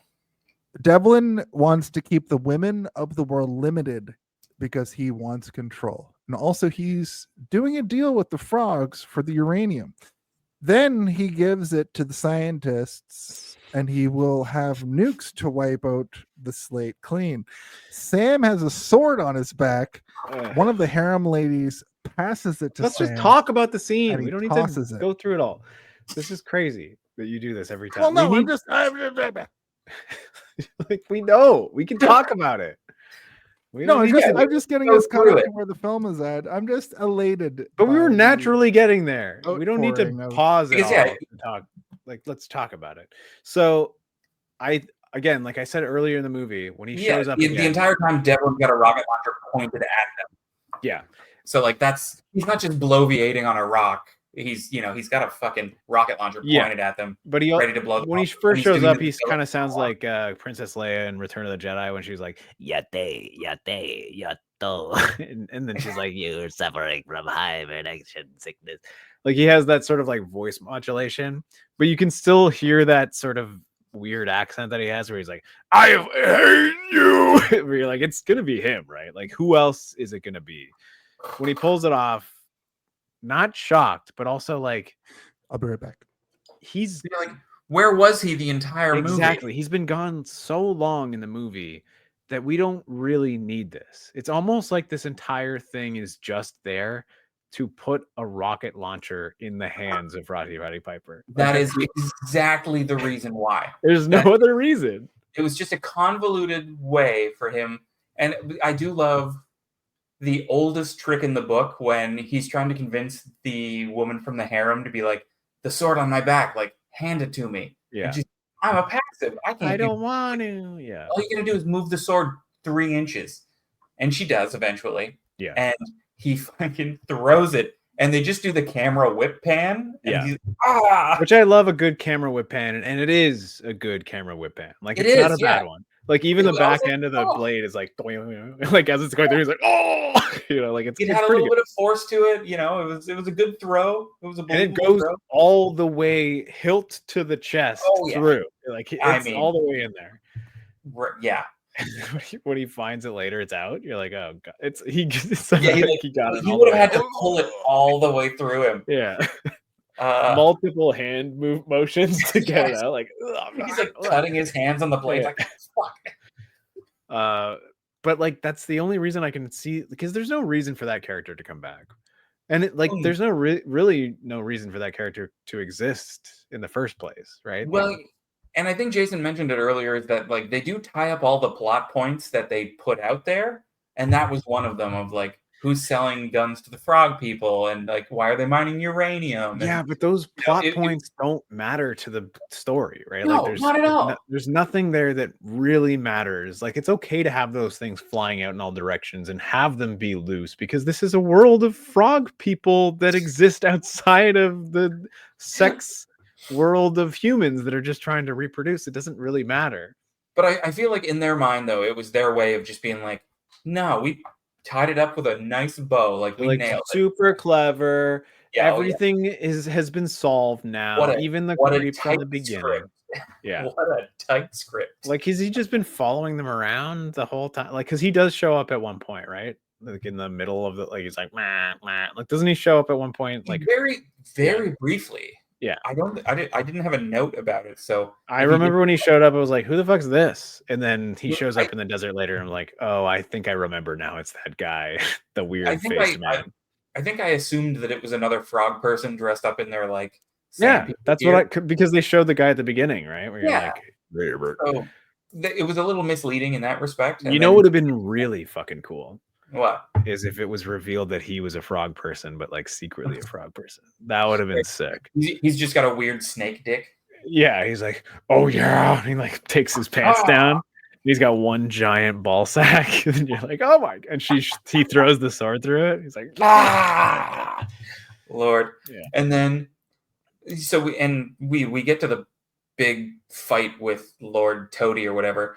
And I need to point out that this area where they filmed this, the rocks in the desert area, is apparently the same location where Captain Kirk fought the Gorn in the original Star Trek, which is Vasquez Rocks, I think. Yeah, it's Vasquez Rocks. Yeah, so which I think they weren't allowed to use it as a location much after that. I think it became a national park or something. So. This was one of the last treasure. They're like, too many Star Treks have been filmed here. We're not allowed to do it anymore. Too many fights with weird reptile monsters. Yeah, it's like, stop bringing your toad monsters here. Yeah. Just people died here. Don't you know that Gorns died here? Yeah. I just think that like it's so strange to have a villain who hasn't really been a villain the entire time. A villain who shows up, who hasn't really been a villain the entire time, to show up and then die, and then go back to your other villain who was like the one chasing you the whole time, and then that one die immediately. Like there's no repercussions. There's no tension really. No. It's just he just kills the two bad guys like pretty handily, sequentially. Yeah, like quickly and handily. Yeah. Yeah, it's not much of a confrontation. I think they spend more time. I mean, I'll go ahead and say it's the weakest part of the movie. The end is the weakest part of the movie until he's like, jeez, I gotta fuck all these women. And you're like, I just wanted to go on vacation. Yeah. I guess a soldier's work is never done, he says. I know you guys like kind of got to the end. I've been listening, but here's my stream of consciousness. Here's how I get to the end of the movie. Gets word and gun, and is going to finish it. He's not quite dead though. Tries to get the rocket launcher, but gets shot. Sam takes the rocket and they start shooting. The truck has been destroyed. Sam gets them. The cronies run. The rocket jams. And they fight on the edge of a cliff. Feels a bit Star Trek. Sam gets the upper hand and knocks him off the cliff. Not before Toady hanging on first, though, because he hangs onto his legs at the end. He thinks the girls are dead, but they hid, and then they emerge, and Sam and Spangle fight and kiss and fight. Fight and kiss and fight in that order, yeah. exactly. So that's dynamic. That's pretty much like the ending of the movie. I think you guys covered it as well. Yeah, I mean, there's moments in it, and we did kind of gloss over. I really liked Rory Calhoun's last words because he's surrounded by the harem, and he goes, "I hope heaven's as good as this." Yeah, and I also, in that moment, I also felt that way. I was like, obviously, when he's laying there with all these like large-breasted women in 90s sitting around him. The way that he dies is literally in heaven. Is this whole movie an allegory for heaven, for like a strong man, you know, like for like a strong red-blooded cisgendered man? Like, is that kind of what the outcome is for? No, Steve, I don't know if you can relate. I can't relate. Oh, that's homophobic, Jason. Why is it homophobic? I don't know. I was in the bathroom. I didn't know what you said. So I just got. I didn't say anything homophobic. I was just sort of like implying that this is a very like men ending. I think it's also sort of like in a way making fun of the idea of that. I agree with that. Well, men are the villain. Like the main villain is a hyper misogynistic, like men should own the world kind of guy, and Sam Hell is like, nah, man, like I just want to, I want women to want me, and like there's a dynamic here. It's not just all about fucking and repopulating the earth. Yeah. So yeah, I think quite the opposite. He's kind of a likable hero. By the end, for certain, and like even throughout, like we've talked about, he's never embodying that idea of it. Like there's a couple of times where he's like physically aggressive, but he's doing it almost as like a chuckle to be like, this is what you expect a man to act like, like when he like pulls her up with the chain and then he immediately slacks it. And he's like, that's crazy that you would think I would actually do that. Like that, like that's what you expect me to do, but I'm not actually going to do that.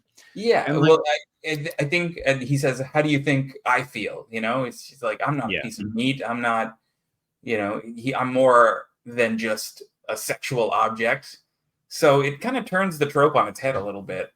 So yeah. And I mean like an eagle, I don't even want to say eagle eye, just like an empathetic viewer can look at that and understand what they're doing, which is like, imagine you thought that way about women. Oh, look, that's happening here, and he doesn't like it. Imagine that happened to you, meat Which man. I think is one of the only reasons the movie works, and I think it happened by accident. Like, I don't think the filmmakers really, the writing and the directing and everything, I think that was all from the performances of the actors, trying to give it a little bit of empathy and have a little fun with it and be tongue-in-cheek. My final note to the end of the movie. Can I just say I got a note all from that somebody happens. who's watching the show right now, and they said it's a men ending. Amending. Amending. My note was Sam kind of ends up with his own harem. Stupid but happy ending.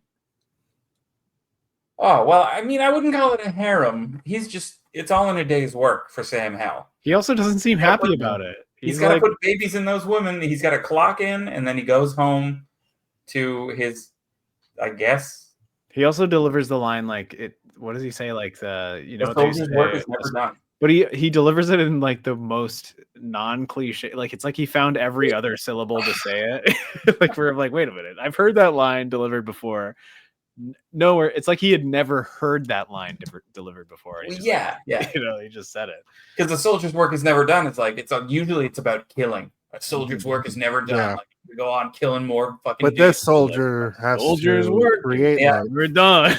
He has to shoot semen into multiple women. Jesus Yeah. Christ. Well, with that, should we go into our Home Alone of it all final thoughts and ratings? What'd you say? If you had Home to Alone? pick one, But what do you think the Home when Alone of it is all? the Home Alone of it all? Can someone please tell me when the Home Alone? I really gotta When's the Home know. Alone of When it all? is the Home Alone of What it all? is the Home Alone of it all? Now that's Now the that's Home Alone of the it Home all. Alone of it all.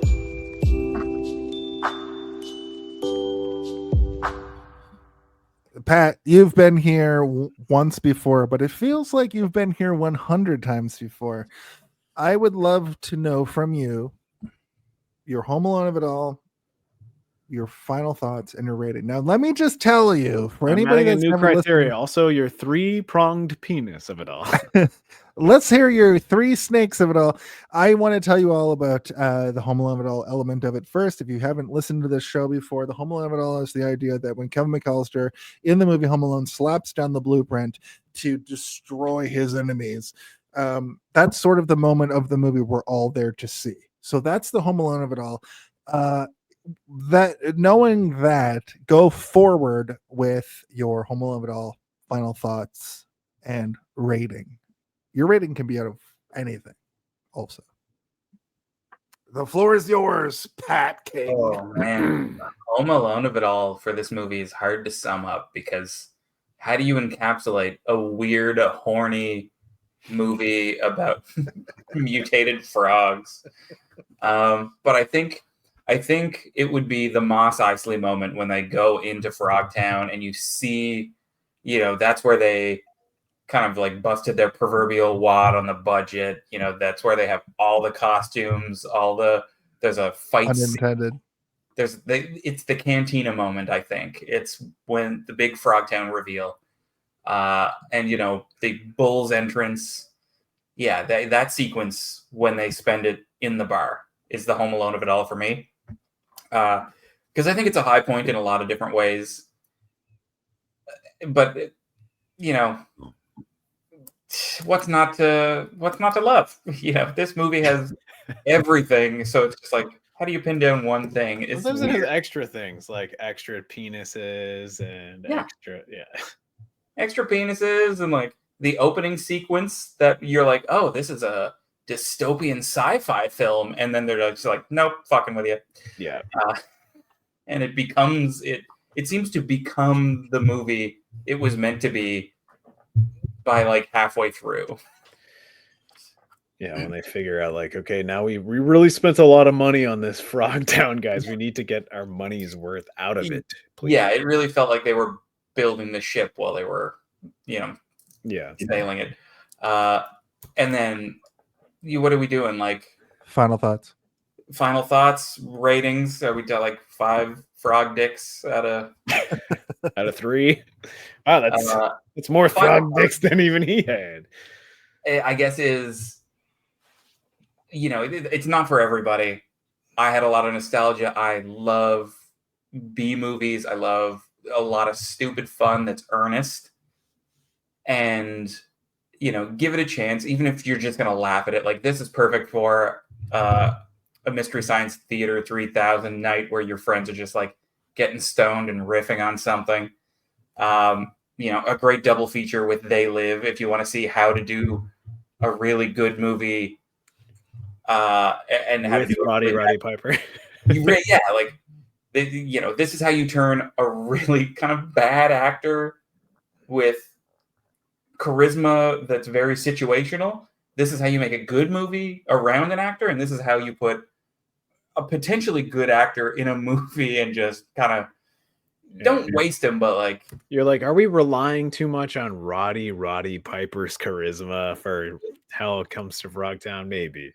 The fact that they needed to get him an acting coach for this movie, I think, speaks to how weak the direction was. Because it's like, listen, man, Roddy Piper, if you don't know how to use him, you don't know who he is, I'm sure John Carpenter was like, yeah, fucking Roddy Piper, put him in this movie. I know exactly what he needs to be doing. He can say very little and be a guy with literally no name. Right, yeah, he needs to be suplexing a dude and fighting him for 20 minutes in the middle of a narrative sci-fi movie. So yeah, a lot of dumb fun. Like, do it as a double feature, do it as a late night movie where you're smashing beers. And as far as ratings, I give it 3 out of 5 snake dicks.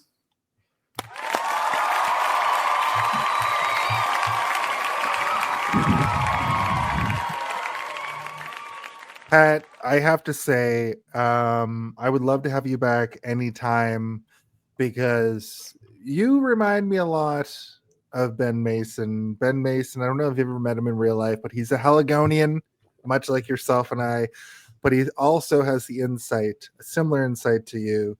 I hope that you guys cross paths in real life. I would love to have you both on the show, and I'm going to talk to Steve about setting that up. Steve, Love that. what are your final thoughts? Your Home Alone and your rating, buddy. Also, I love you, Steve. I just wanted to tell you. Oh, thanks. My final thought, or my Home Alone of it all, I guess, is pretty much the exact moment of Pat King's Home Alone of it all, except mine is exactly when they sit down with Leon. Yes. Is exactly when they sit down with Leon. Okay. And Leon being the character with the fez and the umbrella that he's trying to stay out of the sunlight with, even though they're inside. I feel like it's maybe just like a spot that is his in the bar, right? Like, you know, when like you're in Leon's seat, like you get the idea that umbrella doesn't leave with him, right? Like he probably just has that spot set up. And I got so much from the character of Leon from his 5 minutes of screen time, and he doesn't show up again ever. Nope. And it spoke a lot to the world of Frogtown, and it made me more interested in Frogtown.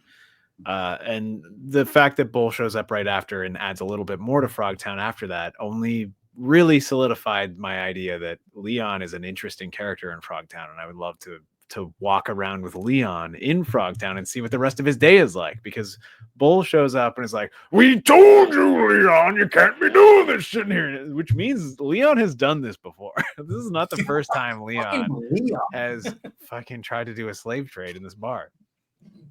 I think it's the most interesting part of the movie. Yeah. And it made me feel like I'm watching some kind of Star Wars-y thing. You know, it's like Watto or you know, like Bib Fortuna from Star Wars, like, you know, all these characters that you don't know a lot about. Like I had that kind of like vibe from it, but he's got a lot more dialogue than Watto or Bib Fortuna. And I thought that I knew him and I wanted to know more about him. Like I was kind of hoping he would show up at the end and be like, "Come on, we gotta get out of here. It's me, Leon." Like do like a Lando or something at the end, but it didn't happen. My overall thoughts of the movie are that this is one of those things that, like, I saw it once and I was like, we got to talk about this on the show one day. And then when you asked us to do it, Pat, I was like so happy because I'm like, finally we'll be able to spend a weirdly long amount of time talking about this movie, and we did. Too And long. I'm glad we did, because it Giving me this, but short for our show. Well, listen, it was still longer than the actual film, like, yeah, by a lot. This might be one of the shorter. But the films. reason I wanted to do it is because like it allows you to like stretch out those moments that you have a thought about where you're like, what the fuck is going on? And then when we can sit here and kind of like pull that one thing apart, we get it a little bit more, and it makes us maybe understand what they were thinking a little bit. Yeah, part of me wanted to discuss it because I've been telling people about this movie for years, and everyone's like, well, what do you like about it? Why does it work? Like, what's good about it? And I'm like, man, I don't fucking know. Yeah, and I mean, even at the end of this conversation, I still don't really know, yeah. but I know a little bit more than I did before we started talking about it. It's weird. It's interesting the fact that you're built up to hate the character and then you eventually love him. Like we kind of figured that out throughout, and like why it works and why certain aspects of the other characters play into him maybe being a lovable character by the end. It all does work as a movie. It's sort of like a weird puzzle that like we had to solve. Like it's not something that you have to solve when you watch it, but then when we talk about it, we're like, wait, why does this work? Because it does kind of work as a movie. I think if you take any one of this like secondary or tertiary characters out of the movie, it stops working. Yeah, You know, except for maybe the guy at the very end who didn't matter and didn't need to be in the beginning either. But I mean, the only reason we don't trust him at the beginning is because of him. So maybe they had a version where he wasn't there and they're like, it's not working. We trust him too much. We need to make him untrustable for a bit. Yeah, there has to be a human element of the villainy. It's it's got to be some guy because betraying. all of those moments with his character do feel very separate from the like you could pull them all out and the movie would still be there and still be the exact same thing that it is. Right. And those things do kind of feel like they're sort of like orbiting the story, like they're not part of it, they're just there to be a thing that exists. I'd be interested to know if those were added afterwards, just to be like, he's too likable, we need to make him unlikable, maybe he's a rapist and this guy doesn't like him, and because like they feel planted in, like they're not part of anything else. Anyway, I'd be curious. I want to see the DVD extras for Hell Comes to Broadcast. Somebody get the DVD extras. Yeah, there's got to be a documentary. Yeah. Someone must have been there with a camera. It's called Hello Comes to Frogtown. Hello. Okay, so my rating for this movie is going to be a bazooka that doesn't work. Because, like, it's a bazooka, but it doesn't work. It doesn't work.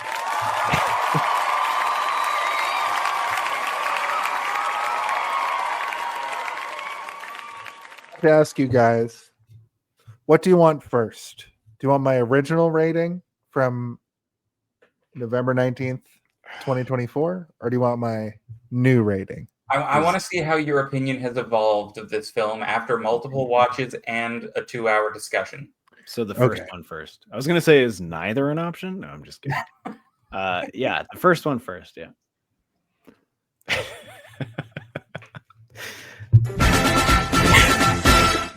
Why do you hate me? Just getting drafted over and over. Okay. November 19th, 2024. Here's the, if you're playing a survival horror game and you find a little videotape, a little audio tape, here's what you find. Okay, you can stop asking me now if I've seen this film. It's weird and insane, and the first half plays like a softcore porno. Once they arrive, wait, was this found in Frogtown? Like a tape found in Frogtown? It absolutely is. It absolutely is. Okay. It switches into a pretty entertaining post-apocalyptic Fallout-esque sci-fi film. I can, in parentheses, I can still see where the Fallout games took inspiration. Roddy Piper isn't nearly as good in this as he is in They Live, but still gives a decent performance. The special effects for the frog people are very good for the era. 3 out of 5. Watch it so people can stop asking you if you've seen it. Here's my today rating. This is a fun movie, but is way too horny. It plays as a softcore porn flick you see late at night, more than a sci-fi, but with more lore. It's surprising it has this much impact on nerd culture. It's been referenced in a lot of places, from Fallout to Family Guy. That said, I liked the campiness, and Roddy Piper's performance is wacky and quippy, which is enjoyable. It looks like a cheap TV show, and that's okay. I just want to point out the version that I watched it on Dailymotion, and it looked like a Canadian fucking. Well, you watched the wrong version. It's on Tubi, man. The full film version. I know. I watched the original version as a download. I went to the high seas with mine because I've got a guy who does like high definition encodings of old. This is fun for friends. The version I watched was over gigabytes. I watched it high as fuck quality. Incredible. And that's the version I watched originally. This time around, I watched it on Dailymotion because it was the easiest one to find. This is a fun for friends to watch on a Saturday night and develop a drinking game out of. Take a drink every time. A drinking habit out of? Is that what you said? Just kidding. develop a drinking game out of. I Take hate a drink every time there's gratuitous underwear shots. I give it a 3 over there. Today, I give it a 2.2 out of 5. It's fine, but man, it's a slog to review. I also give this movie a see-through nightgown on a large-breasted woman. Sounds like a pretty big 2 out of 5 to me. It's on Hoopla too. Explain why you watched it. Watched this to the librarian next time you go to the library. Is she wearing will big not- glasses and military-style lingerie? Listen, I The can funny thing would masturbate be to like this you would go movie. in and you'd start explaining, and she'd be like, "Shh," and then you're like, "But I just want," and she's like, "I watched it for the same reason." Steve, can we hear from the plug man? The plug man. All right, let me just plug this in right here and.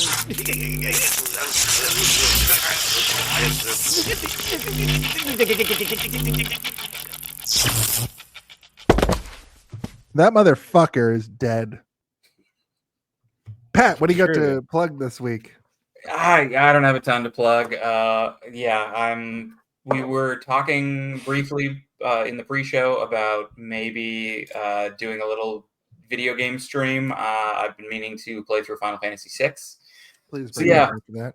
Follow me at the Eldritch Abbott on Twitch.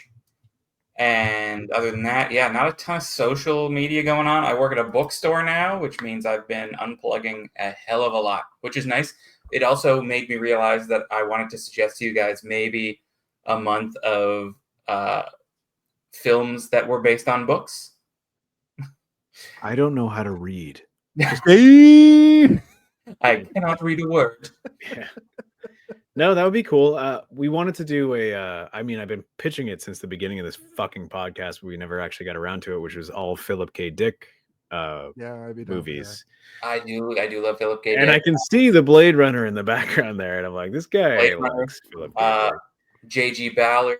I've been thinking about Exorcist 3, which I only watched very recently. my god, I love fuck, man. it's so Mick good. Foley. Have you seen it, Jason? No, Yeah, okay. Well, just- but I will. I will. I'll watch them all. it is maybe the best Exorcist. I would even say it's maybe better than the first one. Quickly became my favorite Exorcist. I was like, this Yeah. movie fucks big time. And it's Brad Dorff's in it. Jason, How do you think you the love Chucky, don't Sexorcist you? lines up with the Exorcist? Oh, I've never seen The Exorcist. I've only seen The Exorcist. Okay. Okay. Pat King, thank yes. you. If you have anything else, go through it, please. That's it. That's it. Hopefully, catch me on this show again soon. Yeah, you'll be back. You'll be back. You're only going to be back. You're the only new guest that we have on the docket. Thank you, Pat. What a great guest. Thank you, Give yeah. yourself a round of applause again. Oh, sorry. No, I was actually hoping you wouldn't. I don't know. Applaud myself Steve, right now. What do you got going on? Why don't you go your- first, because mine's gonna end. Yeah. Okay. Listen, my name is Jason Phillips, and I do a lot of things around the world, including Hold Up a Movie Podcast. This here's a plug. Hold Up a Movie Podcast came in tonight. That's great. And Heavy also metal. go do that animation celebration with Heavy Metal, Fern Gully, and Paprika. Paprika fucking kicks dick, and Oh. also Fern Gully kicks rear, and also Heavy Metal kicks ass. I love all three of those movies. Have me Yeah. on for one of them. And Great. also, Great choices. I already read that. Listen, you can find. Wait, are you our going to be show- on hold up for that? I would lineup? love to. I would love. Oh, to. I I'm thought kinda that you back were. in- I thought you were. I was going to be like, No, what the I'm heck? not. Why is Jason on for that? Not me. Just kidding. I'm not. We'll have us But at the both same on. time, I wasn't actually kidding. What the heck? I could actually, Well, I could wasn't actually actually kidding it. issues. I could actually pull out issues of Heavy Metal from the 80s that have the original stories We'll that have they Pat on then. made Have the movie Pat. out of. What if all Have three of fun. us come on and we're all experts of different movies? Yeah. No, I've got issues with Tarna from They the got Jody original. on. They got Joe. Everybody shut the fuck up. They All have right, Jody never on. mind. Never mind. Yeah, everybody eat shit, you idiots. Yeah, fucking call us all morons. Look, fucking World Mind's calling us all morons right here. Listen, every week, right here on Twitch and YouTube, you can find this show. It's called Hey, Did You See This One? It's the most avant-garde podcast you've ever seen in your life. It really is not. Yeah, well, I don't care. First and foremost, Really quick you can goal. find me here on this show. On Friday, I'll put the show up. You can find it. On Sunday, I'm going to put the audio version of the podcast, on demand version of the podcast. That's where I'm going to put all of those things. Oh, more people are saying things. It's the most wonderful, I don't care. Listen.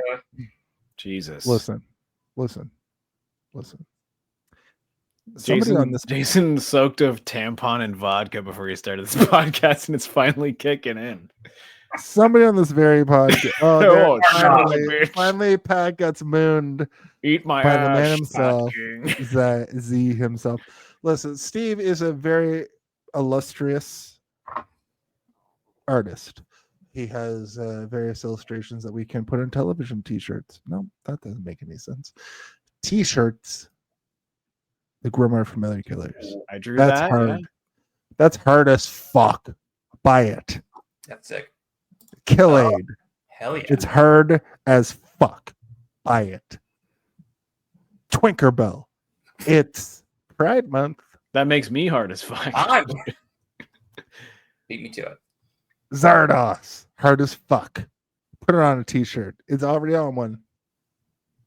The Howie Mandel effect. It's on a t-shirt. Buy it, you idiot. And if one person buys a Twinkerbell t-shirt, you'll get unlocked access to Corporal Tunnel Syndrome. The ultimate. That's my James Bond villain who he digs tunnels and he goes, well, Mr. Well, Bond, you finally made it to my lair. Here's the thing. Oh. I want to tell everybody about right I now was gonna do a that monologue. this Motherfuckers. on the 26th of June, Al Snow, the professional wrestler Al Snow, whatever you want, head. He is coming to Superkicked. I'm the announcer at Superkicked. Okay. It's my claim to fame. Jason, I don't want to Little- cut you off, but like I also need to do my plug. So can you hurry the fuck up? It's been forever. You slowed me down by Sorry. saying that. Go ahead. Superkicked this month. I'm the announcer at Superkicked Professional Wrestling here in Toronto. Al Snow. Remember the Attitude Era? Well, it's going to be reignited when Al Snow comes to Superkicked. Sorry, Steve. What do you got burning on the back burner? Oh my god. I got so much shit on the front burner that I can't even get to the back burner right now. But I mean, I guess I have the constant thing, which is Darth Theorist. Oh, is that me? Is that what you think of me? Me? No, here's So what I think of you. rude. Dun, dun, diddle, diddle, ding, ding, ding. Yeah, that is how I Sorry, feel. Steve. Sorry, Steve. I'm sorry. Darth Theorist, the YouTube channel. We're almost at 50,000 subscribers, which is really kind of like a cool thing that I never ever thought would happen. But what it does make me think is like, can we get to 100,000 subscribers one day where we get that cool thing sent to us by YouTube? I've written a few episodes recently and they're doing quite well and people seem to like them. I think the latest one that I wrote has like the most comments we've ever had on a video before, which also cool. Like it makes me feel cool. We also do the Three-Eyed Theorist, which is all about Game of Thrones. Obviously, Darth Theorist is about Star Wars, if you like that. So check those out because I'm slowly getting more and more into it every single day where I'm like, do I love this? Like, do I want this to be a thing that is just like part of my whole life all the time? And I am kind of getting into it. I have the follow up to the Shmi Skywalker as a evil Sith Lord story coming, which I know people are waiting for. It's coming. It's coming. I'm 18 pages deep, and I'm like, most of our stories are 12 pages, and I'm already at 18. I think this is going to be a 40-page story. It might be a whole 2 hours. Other than that, I have the Stanland, which, if you guys don't mind, I'd like to play again. I would love to see it. Okay, so Stanland is a podcast, a comedy podcast that is episodic, and it is a narrative, a story. So they've got a bunch of actors that are playing characters within the story, and I am in it. I play multiple characters throughout, and I'm also like a narrator-ish type person, but not the main narrator. I tried to go through this. I couldn't really figure out what it meant. So anyway, if you guys don't mind, I'm going to play it now. From WSUS Raleigh, I'm Milo Goddard, and do I have a story for you? In the fall of 2022, a podcaster by the name of Melanie Hughes went missing. A few weeks later, by the side of a road in Poolesville, Maryland, a digital recorder belonging to Melanie was found. The wardrobe is a portal? Yeah, though technically the portal was there first. Mom built an IKEA wardrobe around it. It's the Florden Flula model. Some of these changes, wow, not sitting good with me. Everything's a little too modern. So let me understand, Zingia was a simpler place, but in the past 12 years it's become Myrtle Beach? I am Azran, king of Zingia, hence retired. Now I rule nothing. I forgot to introduce you to my guest. Bobby? Look, I'm bringing this dump into modern times, and you morons are gonna help me. We're stuck here as his servants unless we find some other way out. I suggest you head to the dreaded dungeons of Chiorotha.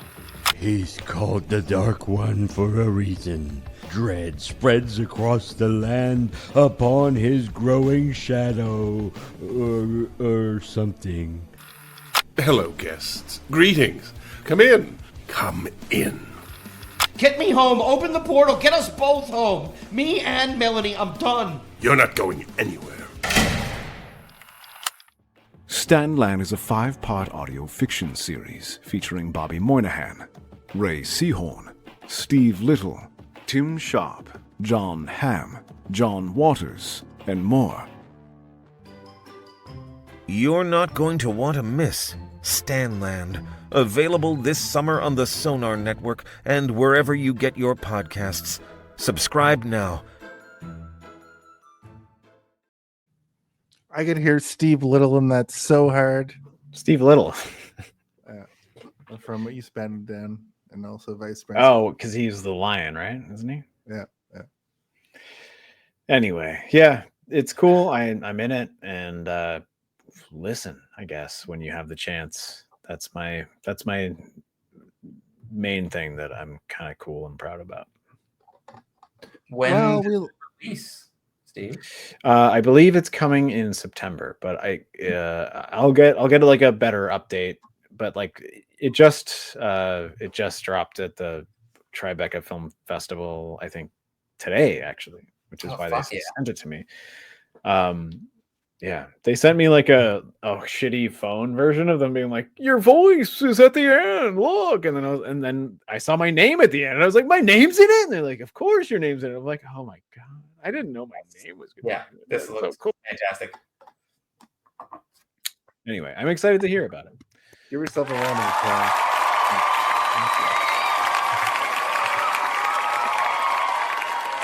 Well, we're at that point again where there's just one question that needs to be asked each and every week. And Pat, I think you know what that question is.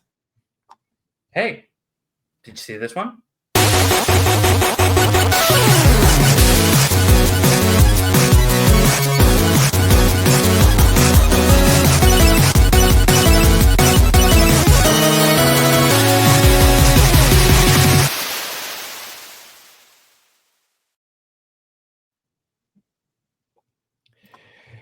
Scooby Dooby Dooby Doo, Scooby Dooby Dooby Doo. Oh my god.